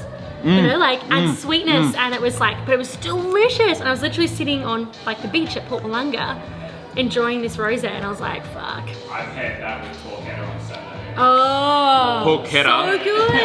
Yeah. And like for me, I was like, fuck, these guys they know what's up. Sorry. You said who did that? I did. You just did that. Well Sorry. done. But no, delicious. Really, really delicious.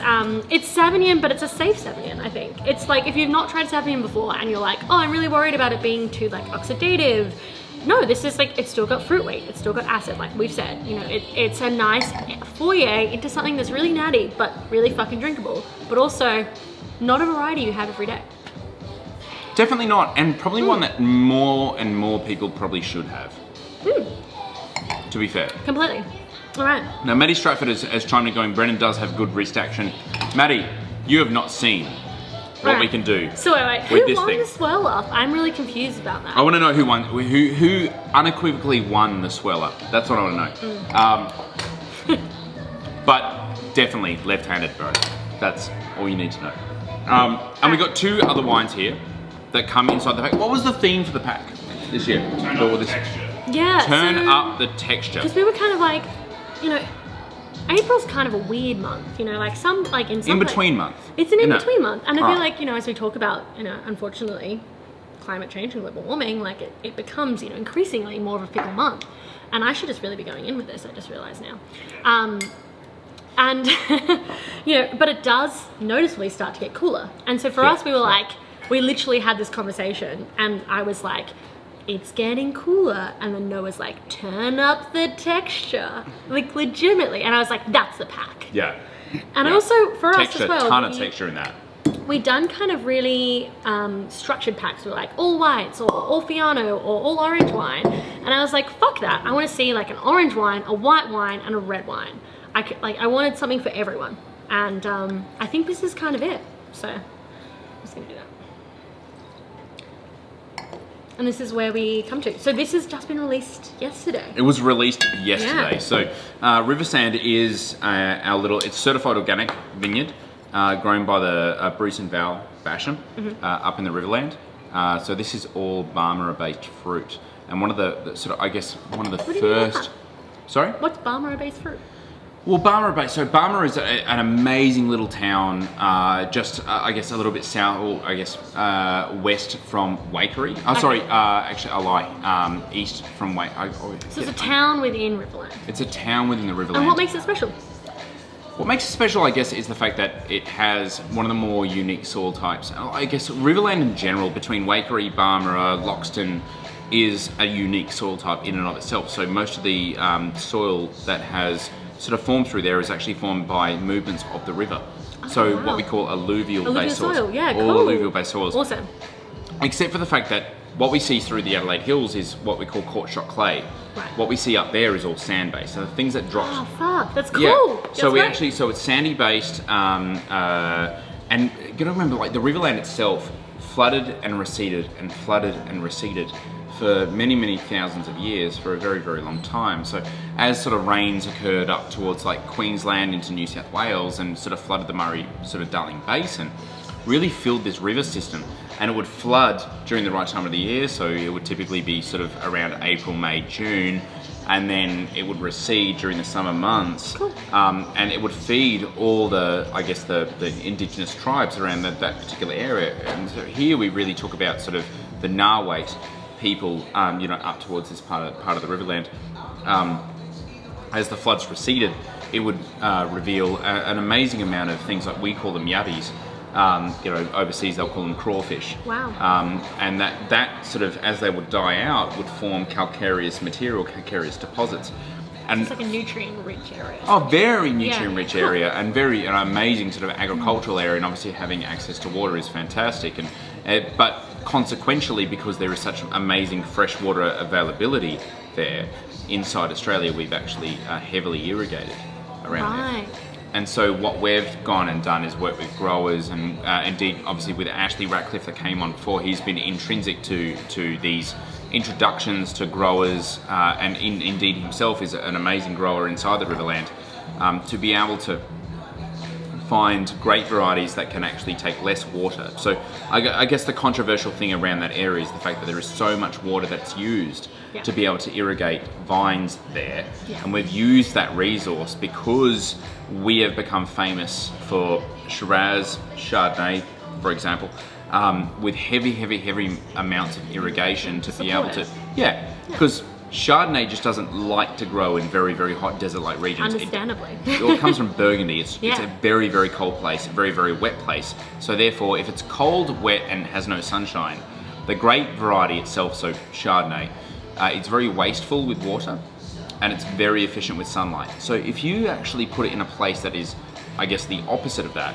It becomes obviously it's very efficient with sunlight, so it's going to churn and burn photosynthetes really, really quickly, but it needs a lot of water to be able to fuel it, but it doesn't have a lot of water, so you have to double down on the amount of irrigation that you actually give to it to be able to support that grape variety to give you enough fruit. And of course, when you have a lot of water, they're going to really emphasize large amounts of fruit load, which doubles down again on the amount of water that you have to put in. So it really is probably one of the worst situations that you can possibly have for that particular grape variety. We obviously favoured something like Fiano, and the Bashams, God bless them, Bruce and Val are probably one of the two of the most, and we always talk about like the most amazing, beautiful people in this industry, and we do attract a lot of these people, like salt of the earth types. But you need them. and we do. No, we need you, Bashams. Absolutely, no, absolutely, because they are salt of the earth types, and they really changed their business model. Probably around about 2008, 2009, where the GFC happened, the big dollar swing happened, and we couldn't sell so much overseas. And of course, wine that's sold overseas is typically grown in the Riverland. And so they basically had, all of their export markets dry up, and they had to try to figure out a way to be able to grow grapes sustainably. Yeah. And they were like, what have we got to lose? Let's just plant some different grape varieties and see what happens. Next minute, they're planting Fiano. They're looking at organics because this is the driest, hottest place that you can grow grapes in globally. Yeah, totally. So why wouldn't you do it organically? Yeah. And also, pick a variety that doesn't need fucking water. Yeah, exactly. And so they chose Fiano, and they chose Nero, they chose Montepulciano. They chose a whole raft of grape varieties that did really well. And of course, and we benefit from that. So this is one of the original plantings of Fiano in the Riverland that they've been dry growing, and it's been an amazing story for us. Like we're very hence humbled. The name River Sand, because of the sandy soils and like the river receding and contracting. All of our untamed whites have names that talk about soil, so whether that could be slate farm, alluvium, river sand. When we talk to reds, we talk about sort of a little bit more esoteric. We talk about like feelings. We talk about pipe dream, having a pipe dream. Mallegamut, taking a bet on the Mallee, taking a bet on a place somewhere in the middle of nowhere. Yeah. We talk about halcyon days. The feeling when you go to the Riverland of just like, these are days gone by where, we could go out, water skiing with our mates. We go camping and, remembering these things. And it's interesting because like we talk about whites, we talk about the soil type. I feel like in Australia, definitely in Adelaide at least, we're really comfortable talking about soil type and white wine. For red wine, not as interesting. Definitely interesting, but we're more talking about feelings for red wine. Why is red wine so much more evocative than white wine? I think because red wine's about expression. So we ferment on skins, it's so pliable, we play with it. With white wine, it's more about taking wine away from skins. And it's about pressing it off nice and early, and it's about leanness. It's fresh. Yeah, freshness. Totally. We maybe perhaps approach both styles in the same way. So that's actually seen around about 18 to 24 hours worth of skin contact. And may I ask, because all the untamed whites all have about 24 hours of skin contact. Yeah. Why do you do that for Fiano? We don't want chilling. Chilling and I guess temperature control takes an inordinate amount of energy from a winery. It's a very inefficient process. Very wasteful. But why does Fiano suit 24 hours on the skins? It's really phenolic. Is it are they thick skins? They're stupidly thick. Right, cool. Very, very, very, very That makes thick. sense if they're the drought hardy then. If they're totally, because they've got we've seen with say Riesling for example that produces this TDN character in the sunscreen. The sunscreen for grapes. Fiano kind of doesn't really, it does, but it doesn't really produce that because it has thick skins enough already. So what happens is, inside the winery, we can actually have that play around on the skins for a little while. We overexpress the juice to be able to use fermentation kinetics to be able to, I guess, when I say fermentation kinetics, I mean energy. Energy, yeast produce energy for us. We don't really need to be able to use it that much. Yeah, that makes sense. And so what happens is we sort of overexpress that juice. It becomes very volatile. It becomes dark in color. It becomes all of these other things. And we use things like oxygen that's readily available to us. We use things like temperature, which yeast are going to do for us, and we allow that you know, wine to be able to become, you know, or I guess juice at that stage, to be able to become really, really, really high in temperature. And for us, that's like 38 degrees, which is heresy for typical winemakers. Yeah. I mean, then you're losing all the delicate aromatics. Exactly, but we've already overexposed that thing. We've already overexpressed it, so sense. we can blow that off essentially. So as you're overexpressing the juice and then using that to come to here, as opposed to nuking the juice with you know, sulfur and a range of other things, and then building this up using fermentation kinetics to get to here. Wow. And that allows us to be able to make a really clean white wine that really expresses its place without actually having a lot of inherent intervention in the process. Yeah, bit of a weird one, but no, it's interesting. awesome. Josh and I tried this last night actually, and I was like, immediately, I smelled it and I was like, salty Bellini. Like, That's a really good way to put it. It's salty. Saline. This is an inherently delicious. Salty side. This is a very, very, very, very salty side. Yeah. Yeah, and just like, but also on the palate, it's like, it's, you know, like it's ripe peaches. You're not talking about like, oh yeah, this peach is a bit hard. So, Maybe like, I should eat it tomorrow. You've This is like cut a peach and you've literally gone, I'm going to salt on top of this, yeah. and then chew into it, and you've gone, oh wow, that's really juicy. Or But then take it to the next level. This is a fucking tinned peach. Not in a bad way. Yeah. But just like intense Confectionery. peach. Yeah. For sure. Yeah. But the saline kind of salty character makes it delicious. For me anyway. I think deliciousness balance. is like a thing that sort of aired by Aaron last night, and I found that conversation so incredibly enlightening because, you know, Aaron is inherently obviously pro the natty wine movement, and totally. he's intrinsic to its growth inside Australia, and works with one of the most amazing wine producers that has been intrinsic to its growth traditionally, historically, and now. And to be able to say something about like, guys, we just care about deliciousness. Yeah, totally. I'm like, wow, that's like, we can see eye to eye on that thing. I can kind of see where he gets at though. Because that is like, without fucking blowing Jock Zonfrolo's horn, that's all fucking Jock cares about. Is it delicious? Yeah. Like literally puts a wine in front of you, puts a dish. Yeah. Is it Is delicious this thing than delicious their parts? right if now? If not, then fuck it Don't off. do it. Don't do it. Legitimately. Seriously, because like that's what you guys Yeah. care about. You guys care about deliciousness. Yeah. So our job is to deliver deliciousness to people. That is the most basic, intrinsic thing. Yeah. Like, it's not a philosophy. It's not. I mean, our it philosophy can is be. our thing. Yeah, It's not your thing. It can be, but Deliciousness is your thing. We need to be Yeah. able to find the balance between the two. yeah. And also as well, inherently. like you know, being like, does it tick all the boxes? I mean, I don't mean like for an individual, like, is the acid there? Is the fat there? Like, I'm talking about food and wine pairings now again, but in terms of wine, that's delicious. Yeah. It's the same thing with like talking about native ingredients. We've noticed this in the distillery before, where we've distilled a bunch of native ingredients. Just because it's native doesn't necessarily mean it, you know, distills very well. No. And even just like cooking with natives is hard. Yeah, it's really hard. So There's no hard. rule book. We are venturing into literally the great unknown into these things. Yeah, totally. And so to find out that saltbush just doesn't distill very well, but it macerates, it infuses very well, yeah. then perhaps like we need to sort of change our tact with it. It's very, very new, very thrilling, but just because something is native doesn't mean that it's good at doing that. Inherently delicious yeah, also. Yeah. You have to work it. You have to change it. You have to, you know, learn from it. And that's something And that I experiment. really admire Jock for, because like he found, and even the chefs that have worked with him have found different ways to be able to work with that.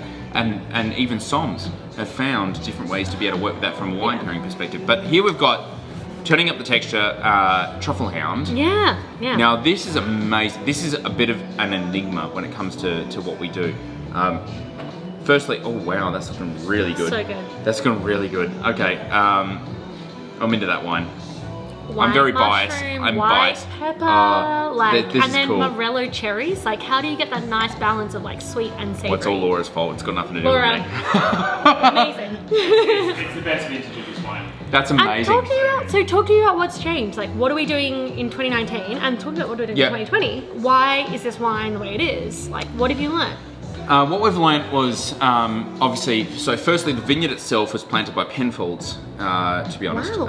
Back in 1990, 1995, I want to say. I think it was like early 90s, mid to late. Sorry, late 90s. So 98, I reckon. So this was planted as a bit of a trial plot to see how these particular grape varieties would actually go In Australia. in Australia. Yeah, exactly. Yeah. And planted just.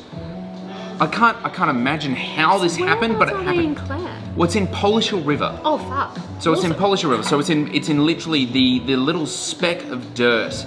Like the- And it really is a speck, because Clare Valley is quite a region. Yeah. But there's one little place called Polishill River that is known for some of the most amazing wine, because it has a natural aquifer underneath. Wow.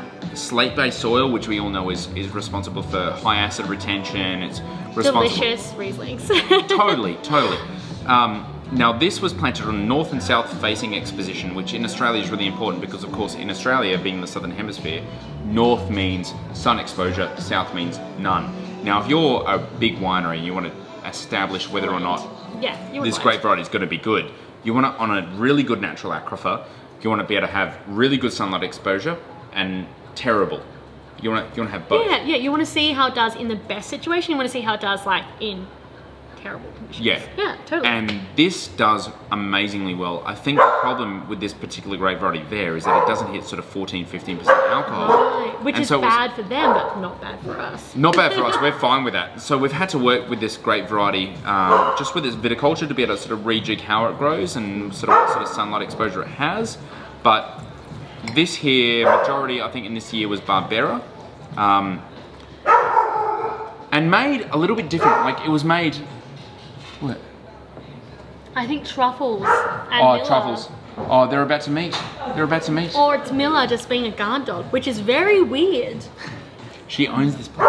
No, Miller is a terrible guard dog. Like, there's nights we come home and we're like, making a commotion. We're like, oh, where's the keys? Where's the keys? Oh, yeah. We're in the house. And then Miller crawls out, oh, hey, guys. Like, no barking. Doesn't give a fuck. Yeah. She's the worst guard dog. So to hear her being a guard dog is quite interesting. Back to this wine though. Speaking of truffles, because this is inspired Truffle Hound. So Who came it was. first, the dog or the wine? People want to know. Well, the wine came first because what happened was we were. I was in Barolo at the time, and I saw a truffle hunter with a dog that came in really early, and was like, "What wine's finished fermenting really quickly?" And I was like, "That one." And they just filled like a water bottle Wow. full of this wine, which was like really freshly fermented Nebbiolo. Cool. So the I'm king like, of grapes in the area. The king of grapes The in the king of area. grapes. And I was really astounded to the fact that he just walked out. I think he really just wanted really warm wine, to be honest, like a mulled wine, because it was very cold outside. But Yeah. ultimately, Understandably, in the north of Italy. So we're in Piedmont. So like you say Barolo, but this is like northern. and it was Italy. 2014, which was a very wet, very cold vintage. Yeah, So it was it's very wet and miserable. cold, very cold by Yeah. this He point. wants to be warm. Yeah. I get it. And so I sort of let that situation, like he went off, took his dog, took his wine, and went off. And I was like, wow, he's happy to drink that. Maybe people at home are going to be happy to drink that. So we bottled this within 6 months of crush. Wow. Yeah, so like it's got nothing to do with sort of maturation, which is what Nebbiolo is known for. It's And also, purely may I ask, like, how long do you keep the neb on skins? Because like some people are. like 4 days. Wow. Yeah, so not like 30 Interesting. days or anything like that. It's like Wow. literally as short as possible tannin extraction as we can get, because that really plays with the acidity. Yeah, and it also plays with the like if you get heaps of tannin extraction, it means you're gonna put that baby away. Totally.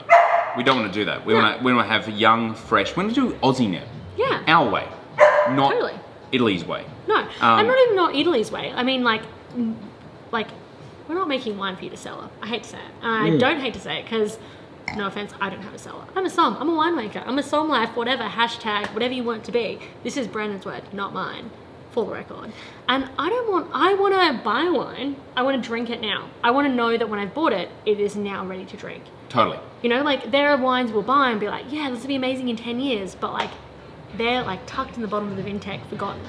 Like majority of wine, you want to drink now. No, this Yeah, and this purely built wine for is now. definitely that. It's so delicious. I want to know what 2020 is like. 2020, we have really gone another level beyond where we are now. So every single year, we sort of like move more and more towards I guess, a natty wine progression. We sort of move more and more towards hands off and being able to Is that as you feel more comfortable with like the site and the variety, or also like... Totally. That's cool. the site, the variety, the winemaking style, to be able to achieve balance without having to resort to additives.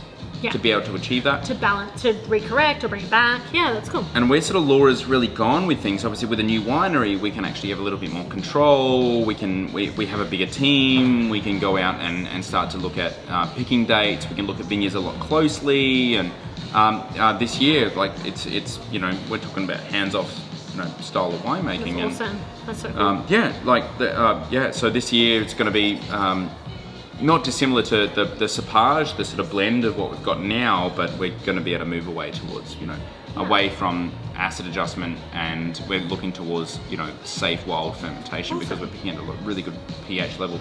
And you're not looking for yeast to add flavour. You're looking for yeast that is wild and natural in the winery just to keep ferment off.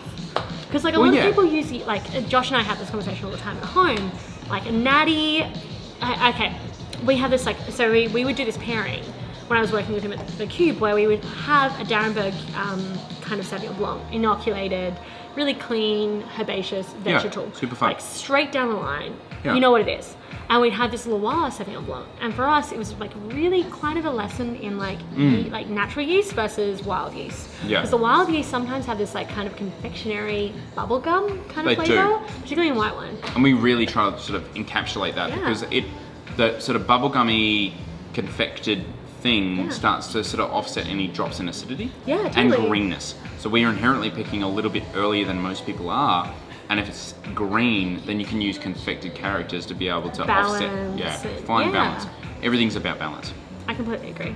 And next pack, very exciting. Next pack, we're doing some really cool stuff with one of my favorite producers. My favorite producers too. Yeah, seriously, since their inception has been one of my favorite producers. We are I was fucking, let's get Cohen's wine on. It's delicious. It's so cool. That's insane. Also, this is favorite insane. producer. And then I was like, you know what? Fuck COVID. I want to get my favorite producer on this pack. And who's that? We did it. We're not going to say it. We're not going to say it? We're not going to say it. We're not going to say it. It's completely barred. When's it going to be announced? 28th of this month. First of the month. Yeah, but we released a day before to the sub. So if you're if you jump on our website and you go to subscription, sign up to the subscription, and you will actually be the first to be notified. Yeah, and also you'll get this pack as well. And you get a discount if you subscribe. It's actually pretty good. It's a good deal. Pretty tasty. I'm loving this. Yeah. Awesome. This is looking really good. The next pack is going to be And also, the next pack's insane. Yeah, totally. And if you love Truffle Hound, this is the only way to buy Truffle Hound now. At the moment, currently. Yeah. So if you need Truffle Hound, get a pack, or just enjoy stuff at home. Anyway, on that note, I feel like... On that note, we're done. Guys, thank you so much. You've been hanging in for 2 hours. Extended episode. Amanda, thank you so much for coming on. Thank you for having me. Screen for us. And guys, thank you so much for hanging on and being just an awesome audience. We will be back tomorrow night. Tomorrow night is a very special episode. Very briefly, can we? So we do it? We're just gonna hang in. We're gonna just just draw out your attention. Tomorrow is a very special episode, and we thought, you're only 30 once. You're only 30 from Queensland once. How do you actually celebrate turning 30? I have no idea what's going on right now. Well, what do you do? You drink a massive amount of 4X Well, Gold. yeah, that's what I kind of thought, but I thought, how do you quantify that amount? But let's all go into it. Let's. Well, I mean, quantifying the amount of 4X Gold that's warranted for a decade level, because that's a decade level. It's not decade, it's 30 years. Anyway, without dwelling too much on that. Oh my god. Just stay tuned. There's this is a very, very nice surprise. So we thought, you know what? 30 years of Brennan Carter. Oh my god. 30 mango tins. 30 mangoes. Happy birthday. Thank you so much. We got a cube of 30s. And on that note. You're gonna watch me crack into these tomorrow night. Thank you so much, guys. Bye, guys.